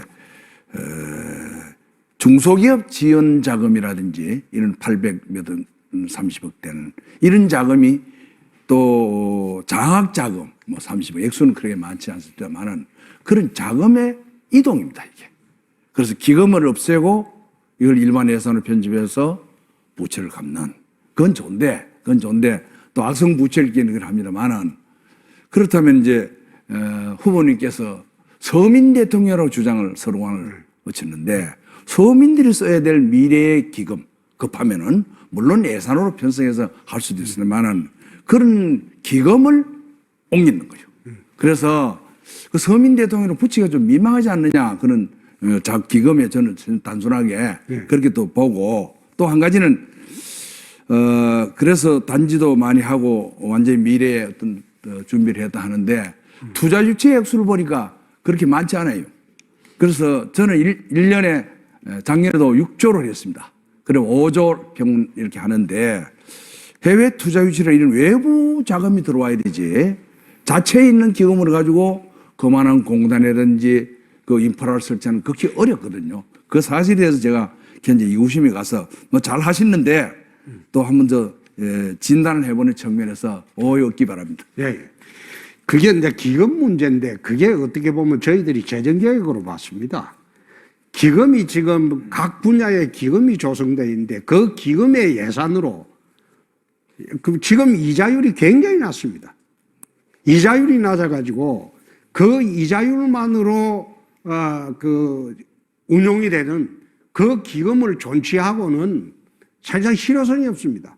그래서 모든 그 기금 관련 예산은 본 예산으로 다 돌렸습니다.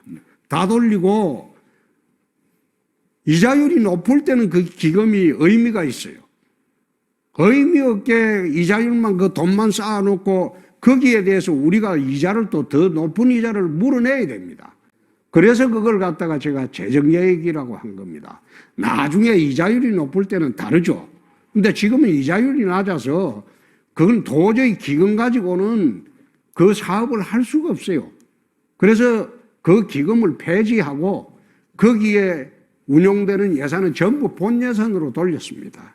두 번째 투자 유치 말씀하시는데 저는 외국 투자 유치보다 언제나 생각하는 게 국내 기업이 사내 유보금이나 국내 기업이 투자를 확대하는 것이 더 중요한 게 아닌가 저는 그런 생각을 합니다. 그런데 이제 그 액수가 의미하고 또 이 기금이 12개 기금 자체가 서민을 위해서 긴급하게 써야 될 그런 용도로 설치된 겁니다. 기금 설치가. 근데 그 부분을 일반 예산에 편집시켜 놓고 서민 대통령으로 과연 주장할 수 있겠느냐? 아니, 그건 틀리죠. 그거는 아까 이야기했던 대로 오히려 일반 예산에 가면 돈이 더 확대가 됩니다. 근데 기금의 그 이자율이 지금 극히 낮은 상태에서 기금 예산만으로 운용을 할 수가 없으니까 그 돈을 갖다가 전부 일반 빚 갚고 일반 예산에 투입을 시키는 겁니다. 예, 김관영 후보께서 결과적으로 3개의 질문을 하신 겁니다. 그렇습니까? 예. 자, 김진태 후보님께 질문권 넘겨드리겠습니다. 예, 다 생각들이 다 비슷한 것 같습니다. 이제 빚 1조 4천억 이렇게 다 갚았다고 하니까 우리가 이제 상식적으로도 야, 그 몇 년 새 어떻게 과연 그렇게 갚을 수가 있겠나? 그럼 뭐 경상북도나 다른데 우리 강원도도 다 해당되는데 뭐 그걸 돈을 그동안 그렇게 벌었을 거냐 하는데 이런 거 생각을 갖다 보니까 다 이제 비슷한 얘기가 나오는데요. 그럼 답변하신 중에 기금 있어봐야 이자율도 낮고 해서 별 도움이 안 돼서 이렇게 빚 갚는 데 썼다는 말씀이신 것 같은데 그러면 빚도 이자율이 낮으면은 그 이자 갚는 부담도 그렇게 큰 거는 아니거든요. 아니지. 제가 봤을 때는 그건 아니죠. 대출 이자하고 우리가 물론 대출 그 받는 차이는 이자하고 있죠. 그 다음에 예. 이자를 돈을 넣어놓고 받는 이자는 차이 많이 납니다. 물론 그 차이는 있지만 이제 정말 이자율이 높을 때에 비해서는 요새가 이제 워낙 저금리 시대니까 또 이제 단체별로 어느 정도의 부채는 또 이제 이렇게 가지고 가는 수밖에 없다 이제 이런 인식이 있고요. 하여튼 또 제가 이렇게 좀 검색을 해보니까 경남도가 그 지방자치단체 평가에서도 뭐 그렇게 좀 우수한 성적을 꼭 받지는 않은 것으로 지난 몇 년 동안 이제 뭐 그런 것으로만 보더라도 단지 이 부채를 이제 기금이나 이런 것으로 갚았다는 것만이 뭐 그렇게 크게 좀 인정받는 성과는 아니지 않나 하는 것을 제가 그냥 지적을 한번 하는 것이고요. 시간이 그래서 이어서 한 가지만 더 이어서 말씀드리면 해병대하고 특수전사령부를 같이 합쳐서 통합을 해가지고 4군 체제로 가겠다. 그 통합 그 자리는 별 4개로 하겠다. 이제 이렇게 공약을 내셨는데 그 밑에 있는 각각 해병대 별 3개짜리 사령관, 특전사 사령관은 그대로 있다 그러면 서로 성격도 많이 다른 군이 그렇게 통합이 될 수 있을 것인지, 그렇게 잘 되지 않으면 괜히 별 4개짜리 자리만 하나 더 만드는 게 아닌지 하는 좀 걱정이 됩니다. 답변해 주시기 바랍니다. 네. 처음에는 그 말씀하신 그 지방행정을 김진태 후보님 모르기 때문에 하신 말씀이고, 지금 빚갚아 문제에 대해서는 전국 자치단체에서 벤치마킹하러 다 왔습니다. 서울시에도 오고 다 왔는데 왜 하기 힘드냐? 이 기금을 가진 단체들이 있습니다. 이익단체들이. 이익단체들의 저항 때문에 겁이 나서 못하는 겁니다. 전부 그 폐지의 실효성은 다 알고 있는데, 그래서 재정 운용이 안 되는 겁니다. 두 번째, 통합군을 만드는데 문제가 있지 않느냐? 그거는 제가 국방에 있을 때부터 이 공약이 2002년도 이해창 대선 때 제가 국방에 있으면서 만든 공약입니다. 그때 우리 대선 공약으로 이해창 총재 시절에 내가 만든 공약입니다. 예, 홍준표 의원님 약속된 시간이 넘어가서 한 10초에서 15초 정도 더 쓰신 것 같고요. 마무리 발언 30초 그 시간 동안 그 부분 문제에 대해서 더 설명을 하셔도 좋고요. 본인께서 준비하셨던 말씀을 하셔도 좋겠습니다. 다음은 리더십 검증으로 넘어가도록 하겠습니다. 나중에 30초 그 시간에 홍준표 후보께서 그 부분에 대해서 설명할 기회를 드리고, 다음은 홍준표 후보의 리더십 검증으로 넘어가도록 하겠습니다. 정책도 상관없지만 가능한 한 리더십에 좀 초점을 맞춰서 질문하시면 어떨까 하는 생각이 듭니다. 뭐 또 제가 먼저 할까요? 예. 홍 후보님 오늘 아침입니까 놀라운 발언을 하셨어요. 한일 위안부 협정 대통령이 되면 파기해 버리겠다, 그렇게 말씀하신 게 맞나요? 그거는 오늘 아침에 한 게 아니고 이야기한 지가 꽤 됐습니다. 그래요? 네, 오늘 보도를 봤는데 그거 맞습니까? 네. 위안부 협정, 국가 간에 맺은 협정을 파기한다. 이건 참 중대한 문제입니다. 이건 정말 리더십에 관한 중대한 문제인데요. 그걸 파기하고 어떻게 이 한일 위안부 협정, 위안부 문제에 관한 한일 간의 그 현안, 갈등을 해결하시려고 합니까? 위안부 문제는 저는 생각하기에 나치의 제노사이드, 학살, 유대인 학살에 비견되는 그런 반인류 범죄라고 생각합니다. 그렇기 때문에 그건 합의해서도 안 되고 합의 대상도 아니고 우리가 가슴 깊이 간직해야 된 역사의 아픔입니다. 그 문제를 가지고 돈 10억 원을 주고 했다는 거, 저는 그런 것은 외교가 아니라 뒷거래였다. 그러면은 그런 지금 생각을 합니다. 이스라엘하고 독일은 영원히 국교 맺으면 안 되는 상황입니다. 국교하고는 별개의 문제죠. 그것은 합의의 대상으로 할 수는 이스라엘하고 없죠. 독일 사이에 지금 문제 해결 안 됐습니까? 그 대량 학살, 홀로코스트. 그것은 그 사람들의 이야기고, 지금 일본의 태도가 독일처럼 대량 학살에 대해서 그 독일 내에 기념관을 지어놓고 반성을 하고 매년 반성하고 그런 태도가 되어 있습니까? 일본은 그런 태도가 안 돼 있어요. 그러나 일본은 그런 태도가 안 되어 있는데 왜 합의를 그러나 합니까? 과거사 문제는 어떻게 하든지 타고 넘어가고 미래를 향해서 가는 게 국가 이익에 부합하는 것이지. 아니 우리 홍 후보님이 정말 너무 놀라운 충격적인 발언을 하셨어요. 지금 위안부 할머니 문제뿐만 아니라 일본 제국주의 침략으로 인해서 수많은 희생이 있었어요.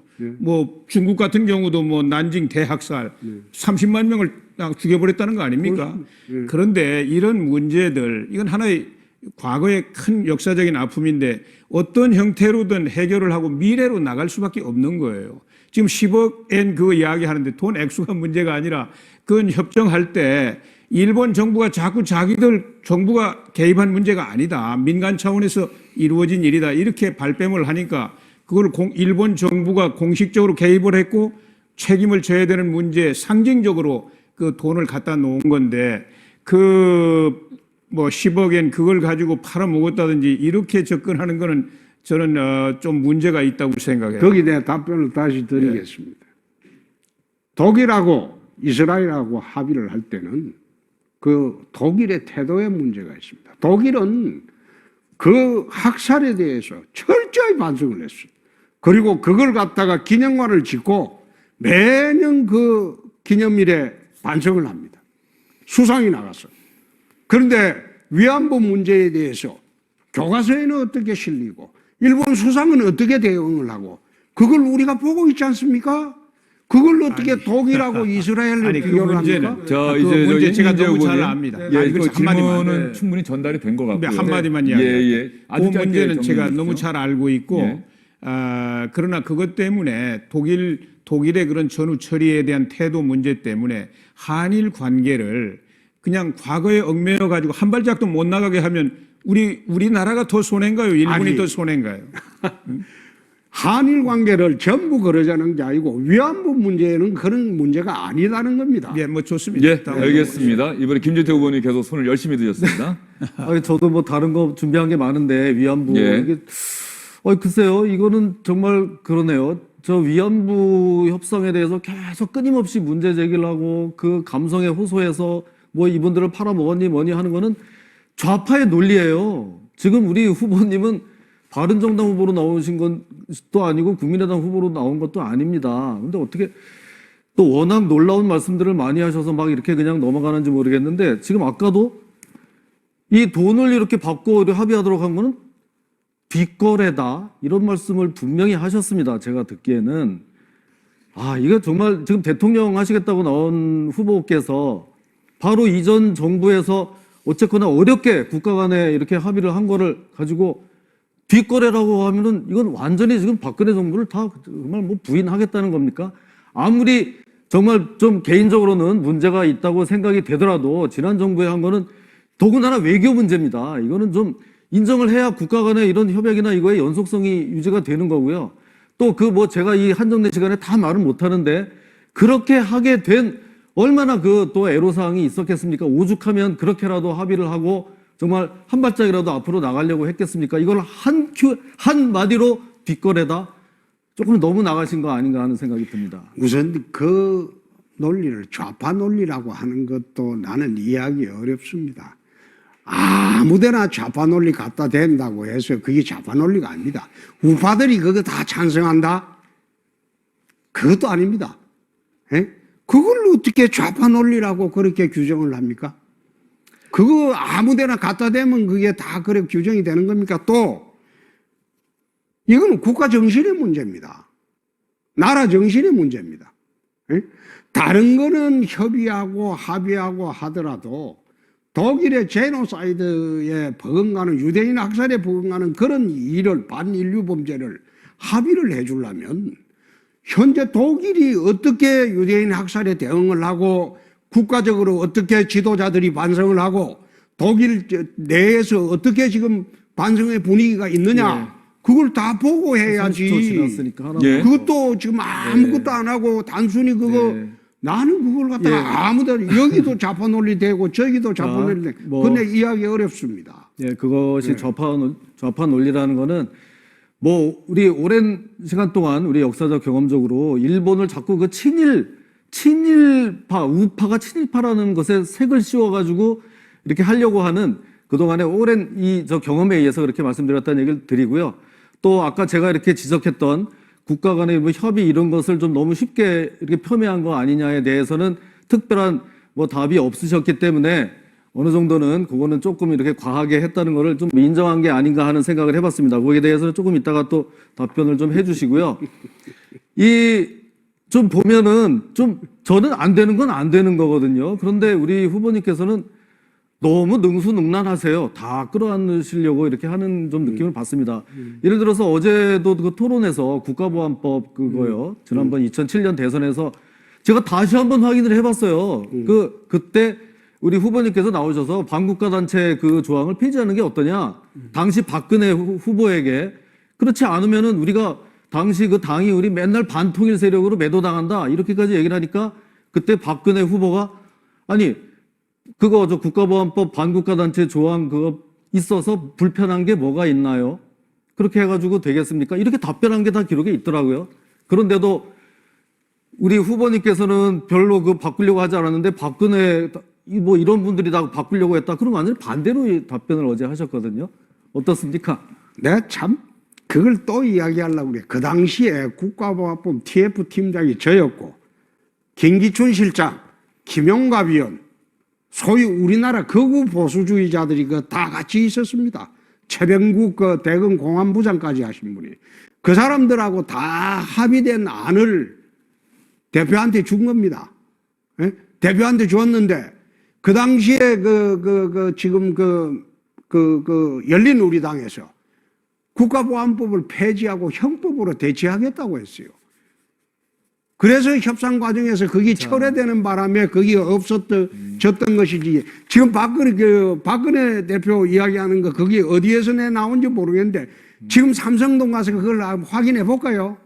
아이고. 그게 아니고요. 이건 다 역대 기록에 시간이 이거는 지금 그 당시에 경선 현장에 때문에 있었던 사람들이 더 알지. 기록에 다 나와 있던 거고요. 예. 그거 이것도 말할 시간이 없나요? 잠깐. 예, 지금 10초. 시간이 어쨌든 간에 홍준표 후보의 위안부 합의 폐기 발언과 관련해서 이인재 후보와 김진태 후보가 질문을 많이 하셔서 김관영 후보가 질문을 못 하셨습니다. 그래서 질문할 기회를 드릴게요. 시간은 넘쳤기 때문에. 그래서 홍준표 후보께서는 그 답변을 하는 것으로 그 30초 그 답변을 하시면서 30초를 소개하는 걸로 이렇게 하도록 하겠습니다. 홍 의원님 상당히 열전이 벌어지고, 자, 그렇습니다. 저는 그 통치권의 기본은 자원의 효율적인 배분으로 보는 사람입니다. 인적 자원과 물적 자원이 어떻게 균형 있게 배분이 돼서 전체 총화는 더 커지는 걸로 그렇게 볼 때 지금 이제 균형 발전에 대한 수도권과 지방 또 지역 상황안에 균형 발전에 대한 홍 의원님은 또 특별한 그런 견해가 있으면 말씀 주시면 좋겠습니다. 예. 제가 대통령이 집권을 하면 우리 그 지사님 모시고 잘하겠습니다. 예. 예. 홍준표 후보님 모두 다 한 20초 시간인데 다 더 안 쓰시겠습니까? 아, 지금 예. 시간 예. 됐습니까? 균형 발전 문제는 구체적으로 좀 답변을 하셔야 돼요. 균형 발전 문제는 지사님 조언 다 듣고 잘하겠습니다. 네, 홍준표 후보도 긴 시간 수고 많으셨습니다. 자유한국당 경선 후보들 간의 토론에 점점 열기를 더해가고 있습니다. 이제 오래 기다렸습니다. 마지막으로 김진태 후보가 나서서 본인이 내세운 공약과 정책은 과연 어떤 내용인지를 시청자 여러분들께 자세히 설명하는 시간을 갖도록 하겠습니다. 김진태 후보님도 시간 준비가 되셨습니까? 네. 자, 좋습니다. 준비가 되셨으면 본격적으로 한번 시작을 해주시죠. 네, 제가 꿈꾸는 나라 이런 나라입니다. 4대 비전 제가 제시하겠습니다. 안보, 법치, 경제 그리고 공정한 나라 이렇게 제가 생각을 해봤습니다. 먼저 안보가 튼튼한 나라입니다. 자, 북한을 어떻게 보느냐? 예, 저는 우리가 정말 데리고 와야 될, 흡수해야 될 대상으로 생각을 합니다. 언제까지나 우리가 흡수통일이란 말을 못하고 그냥 뭐 평화통일이다 뭐 이렇게 하겠습니까? 평화적인 방법으로 흡수통일해야 됩니다. 그렇지 않으면 대등통일로 가면은 자칫하면 고려 연방제 이렇게 될 수가 있다 이런 생각을 하는 겁니다. 전술핵, 사드 배치 뭔가는 해야 됩니다. 핵에는 핵밖에 없습니다. 다음, 법치가 살아 있어야 됩니다.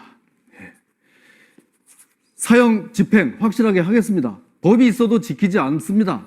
흉악범들 그대로 우리가 이렇게 먹여 살리고 있습니다. 이래가지고는 안전한 나라가 될 수가 없습니다. 중국에도 할 말을 해야 됩니다. 미세먼지 이렇게 뿜어대는 중국의 환경 부담금 당당하게 요구해서 받아내겠습니다. 다음. 자, 이렇게 안보니 또 법치니 하기 위한 게 우리가 다 잘 살게 되기 위한 거 아닙니까? 기업이 마음껏 활동해야 우리가 잘 살 수 있지 않겠습니까? 삼성전자 10개 정도 만들겠습니다. 어디서 갑자기 삼성전자가 막 떨어지냐? 규제만 풀면 됩니다. 우리가 어떤 도대체 이 참 대단한 대한민국 국민들 아닙니까? 페이스북이 왜 미국에서만 있습니까? 우리나라에서도 마음껏 이 창의와 능력을 발휘할 수만 있게 하면 얼마든지 가능하다. 저는 이렇게 생각을 합니다. 다음 한번 넘어가시겠습니다. 자, 공정한 나라 정말 이거 해야 됩니다. 생활 밀착형 공약 저는 여기에 좀 주안점을 두고 있습니다. 대입 수시 전형 저거 좀 없애야 되겠습니다. 우리 둘째 아들놈 이번에 대학 보냈는데 수능을 아무리 잘 봐도 대학 들어가기가 정말 힘듭니다. 알고 보니까 수시의 비중이 70%가 되고요. 내년도엔 더 늘어난다는 겁니다. 그걸 입학사정관이 다 한다는 겁니다. 너무너무 대입 전형이 복잡해서 이거는 입시 설명회에 전문가 돈 주고 가서 배워야 됩니다. 이래가지고는 이 차등을 도저히 해소할 수가 없습니다. 공무원 시험에 가사점 제도가 있어가지고 실태를 보려고 했더니 자료조차도 주지 않습니다. 전수조사해야 됩니다. 도대체 누가 어떤 혜택을 받고 있는지 이래야 공정한 나라가 되지 않겠습니까? 로스쿨 제도도 폐지하겠습니다. 현대판 음서제, 희망사다리, 개천에서 용나는 이런 것 막고 있습니다. 사시, 행시, 외시 존치해서 꿈을 이룰 수 있도록 그렇게 하겠습니다. 공정한 나라 만들겠습니다. 네, 김진태 후보님 3분 약속된 시간을 정확하게 지켜주셨습니다.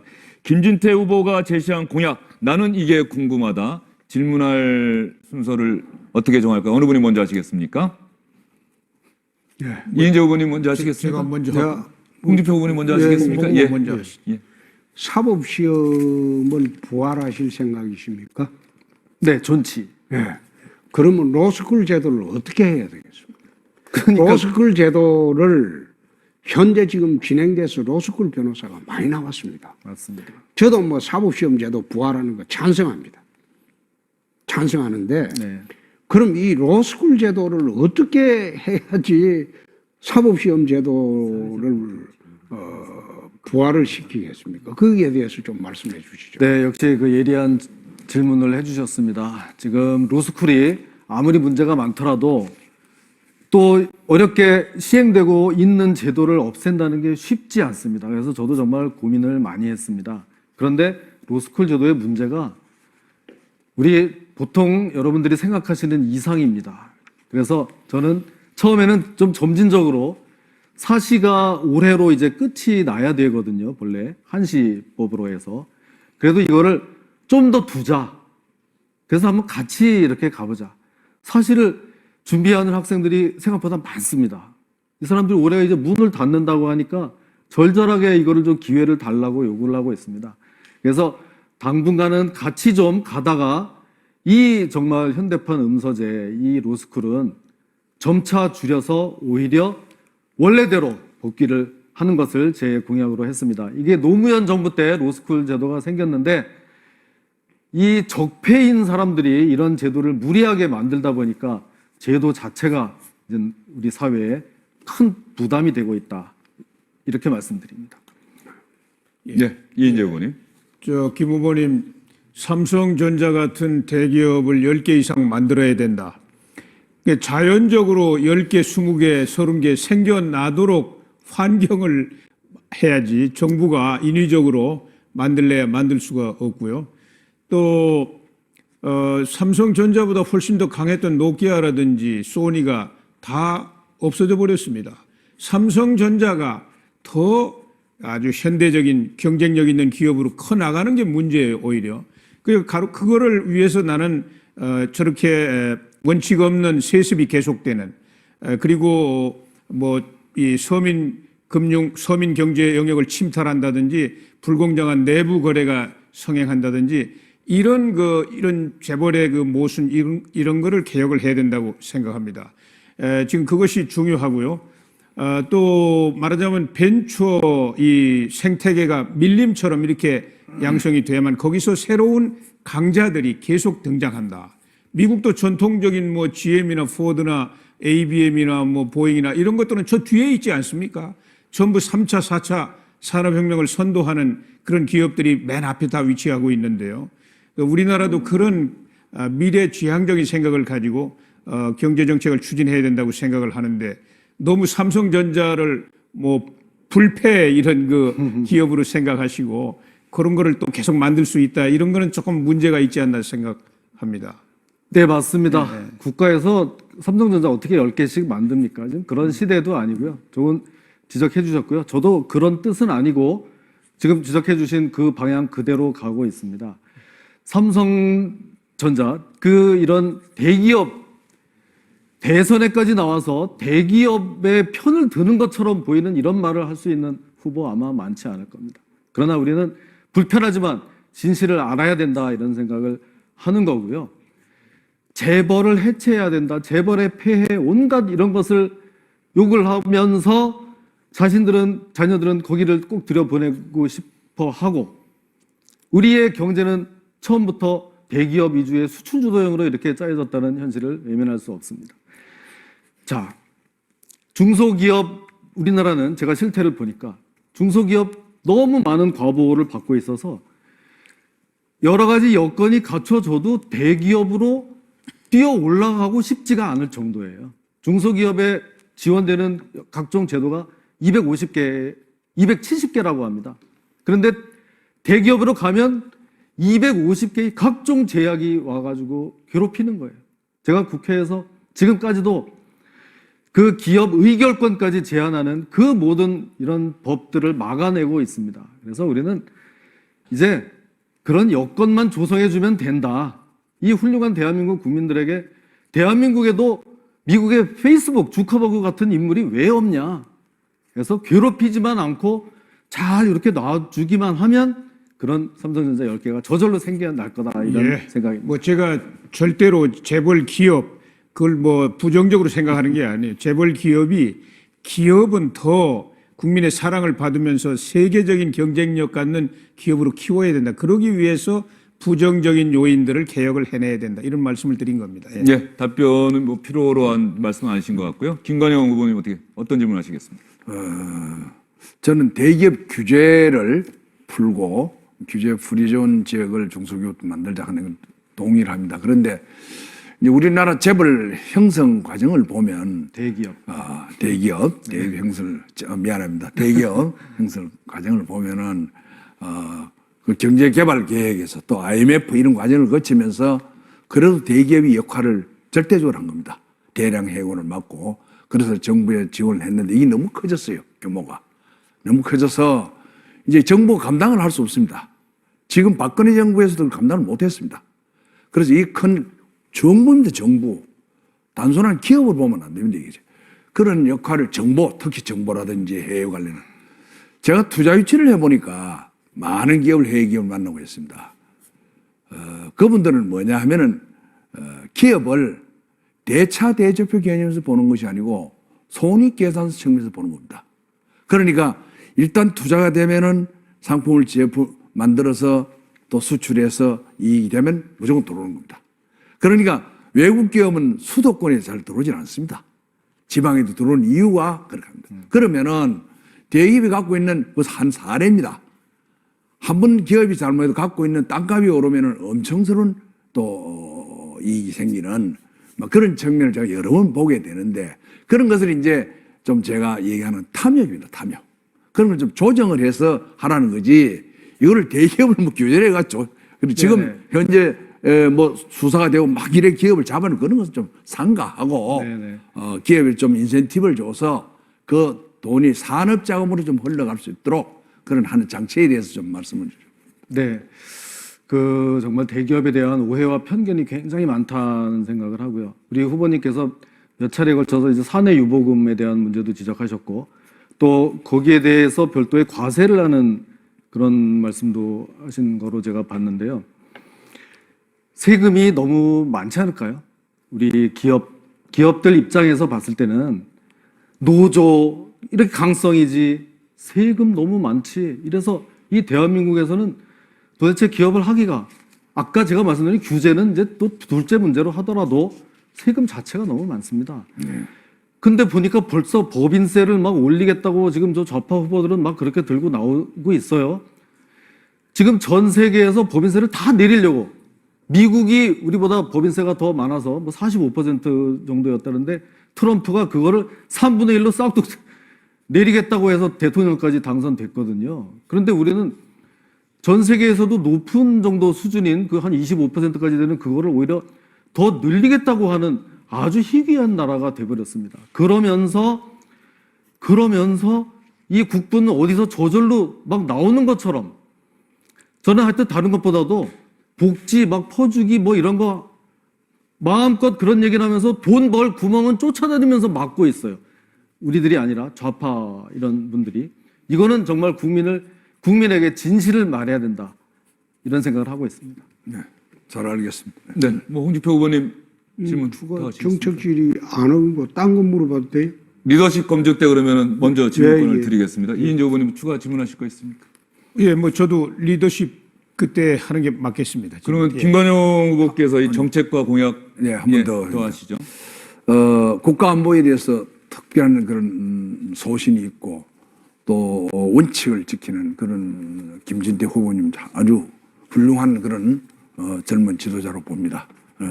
자랑스럽게 생각하고 지금 사드 문제 때문에 온 나라가 아마 시끄럽습니다. 또 국제 중국과 미국 관계 이런 경제 보복이 오느니 또 미국이 이제 한미 기조를 어떻게 보느냐 이런 게 있는데 현장에 저는 직접 있었습니다. 도지사로서. 네. 성주가 우리고 또 후보님 고향도 성주잖아요. 글쎄요, 어떻게, 예, 그런데 이제 또 김천이 또 되고 이래서 여행 지역으로 해서 사드가 이제 그런 어려움을 겪고 결정을 하여튼 조기에 하도록 방침을 정했습니다. 처음부터. 그런데 또 야당 후보는 아니라고 그러면 드러났는데 그 이후에 지원책을 좀 근데 사드를 했다 이제 전부 기피 시설인데 했으니까 그 지원을 해야 되지 않느냐 저는 그런 생각을 합니다. 지원책에 대한 질문이시죠? 예. 예, 시간이 모두 끝나서 김진태 후보님 아주 뭐 짧게 네, 사드 정말 제 아버지 고향이기도 하고요. 지사님 그때 고생 많으셨는데 그렇게라도 서로 타결이 돼서 정말 다행이고요.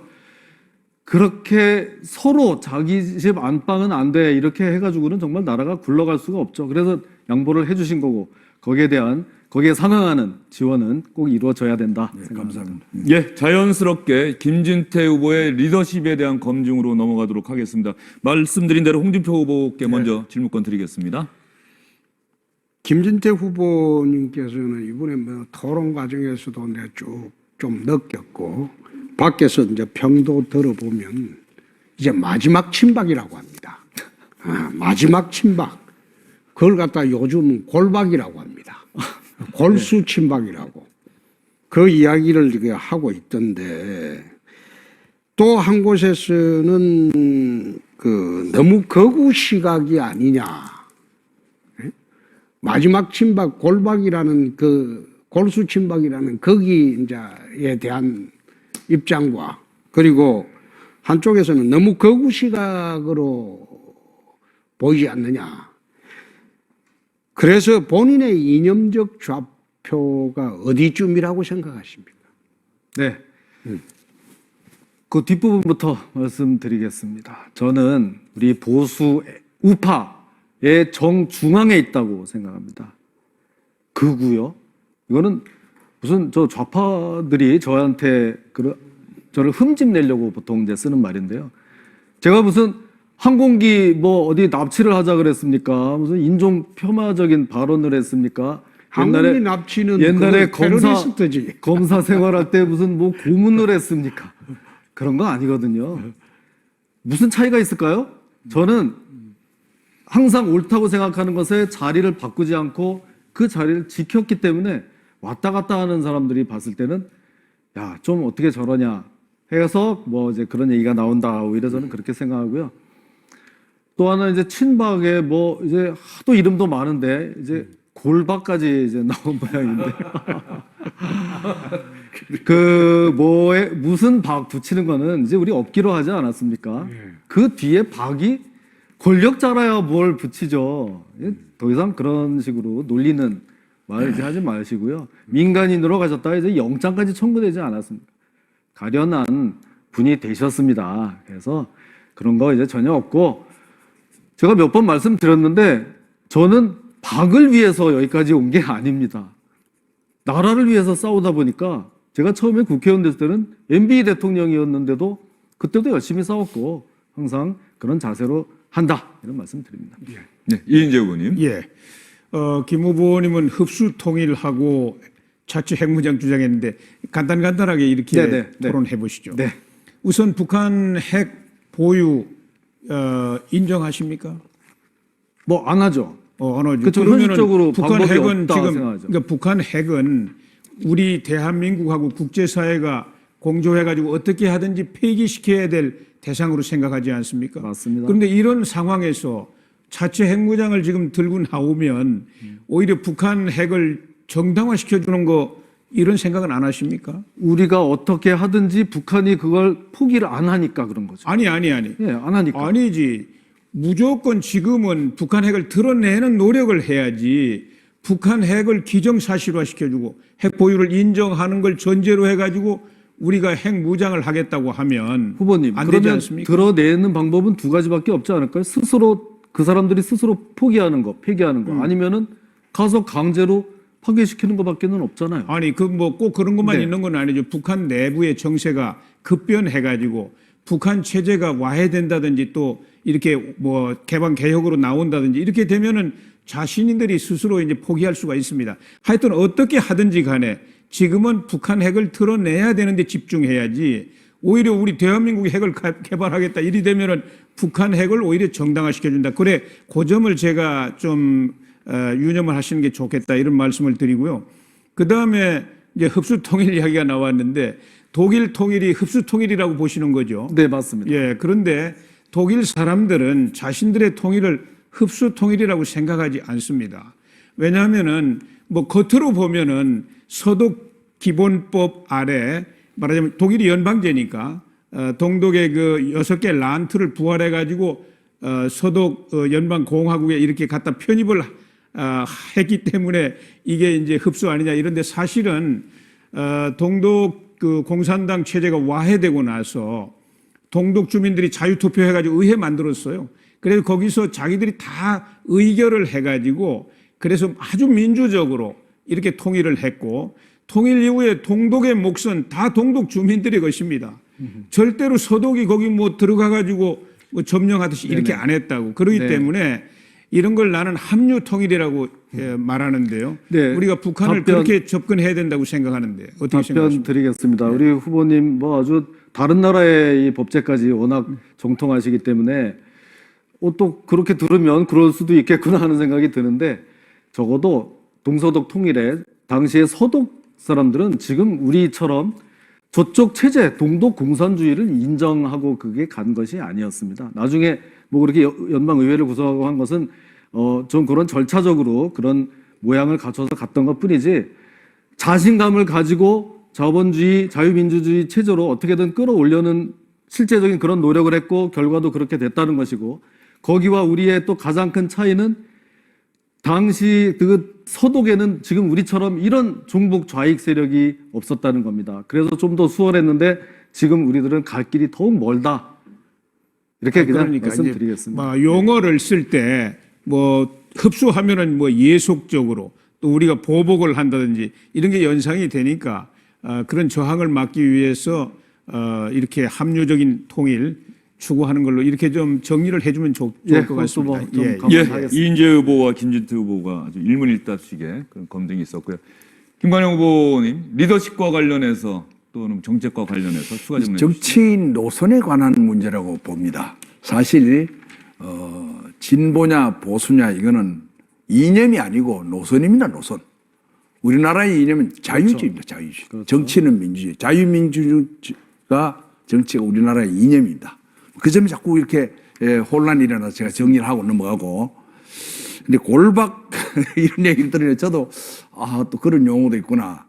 또 이렇게 뭐 양박 또 뭐 참 뭐 이 사연이 많습니다. 근데 이런 계파 어떻든 본인의 관계없이 계파 청산을 하자 하는 것이 한국당의 기본 기조입니다. 이인재 후보님과 같이 동참을 했었는데 노선도 선명하고 또 원칙을 지키고 손을 보도록 그런 면에서 박수를 보냅니다만은 이전에 통합을 해야 되고 또 정치를 다시 섞어서 이제 반 문재인 반 패권주의에 도전을 해야 되는 그런 입장에서 다시 한번 우리 김진태 후보님께서 좀 정리를 하셔가지고 대통령 후보로서 이런 통합의 가치를 뭐 내려온 건 아닙니다만은 현장 정치에서 나오는 문제니까 한번 정리를 해서 대선을 우리가 좌파에 넘겨주지 않는 그런 단일 후보로 통합을 해서 갔으면 좋겠다는 생각을 합니다. 그런 전략이 있으시면 말씀해 주시기 바랍니다. 예. 그래서 지금부터 벌써 다른 당 후보들하고의 통합을 얘기하는 거는 좀 이르다 우리 여러 번 말씀드렸고요. 또 지금 어떤 제가 뭐 친박 이런 얘기들이 좀 나오는데 누차 말씀드렸듯이 어떠한 계파 정치 집단에도 빚을 진 적이 없습니다. 저는 그냥 여태까지 집권 여당의 의원으로서 싸워온 것 뿐입니다. 그런데도 이런 굴레가 씌워진 것 정말 개인적으로 가슴 아프게 생각합니다.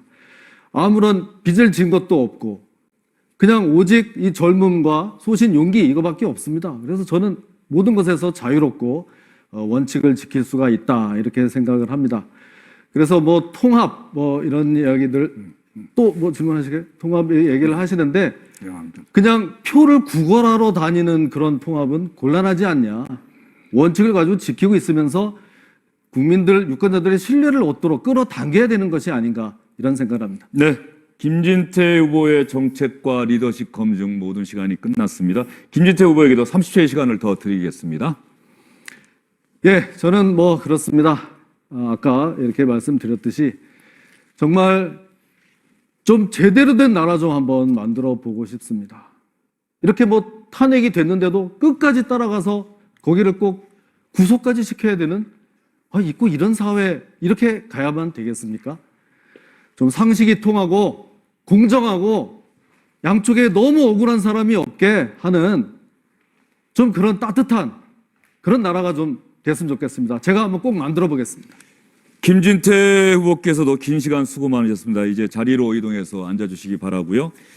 이제 2시간 동안 진행된 자유한국당 경선 후보들 간의 텔레비전 토론 네 후보가 마지막으로 발언할 시간이 될 것 같습니다. 자유한국당의 집권 전략 그리고 왜 내가 후보가 돼야 하는지 30초의 시간을 드리겠습니다. 저희가 이 토론이 워낙 길어져서 30초의 시간 동안 압축해서 말씀을 해주시기 바랍니다.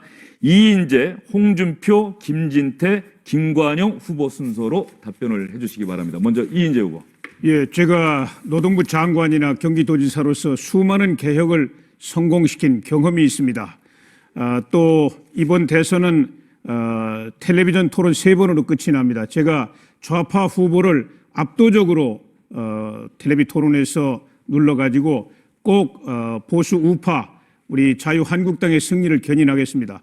그리고 그 경험을 바탕으로 이 경제 안보 위기를 타파하고 반드시 경제를 살려내고 또 통일을 이루어내는 이런 대통령이 되겠습니다. 많은 성원을 당부드립니다. 다음은 홍준표 후보. 나라가 혼란스럽습니다. 전 세계적으로 지금 좌파가 몰락을 하고 있는데 대한민국에서만 유독 좌파 광풍 시대가 계속되고 있습니다. 이 바로 잡아야 됩니다. 홍준표에게 나라를 맡겨주시면 강력한 지도력으로 혼란을 조속히 안정시키고 모두 골고루 잘 사는 대한민국을 만들도록 하겠습니다. 네, 정확하게 시간 지켰습니다. 다음은 김진태 후보. 왼쪽으로 기울어진 운동장 더 이상 이렇게 내버려둬도 될까요? 이거 꼭 막아내겠습니다. 그동안 제가 싸워왔을 때 다른 분들 다 어디 계셨습니까? 원칙과 용기와 소신의 아이콘이 꼭 해내겠습니다. 안 되는 것도 없고 되는 것도 없고 물에 물 탄 듯 이런 정말 기성정치 이제는 바꿀 때가 됐습니다. 애국 보수 우파의 세대 교체 꼭 이루겠습니다. 미래의 아이콘이 되겠습니다. 저에게 한번 맡겨주십시오. 김진태 후보 말씀 마무리됐고요. 마지막으로 김관용 후보. 현장 혁명의 기수 저 김관용이 출마를 했습니다. 정치가 오염돼서 이 나라가 이 경제가 좀 파탄해지겠습니다.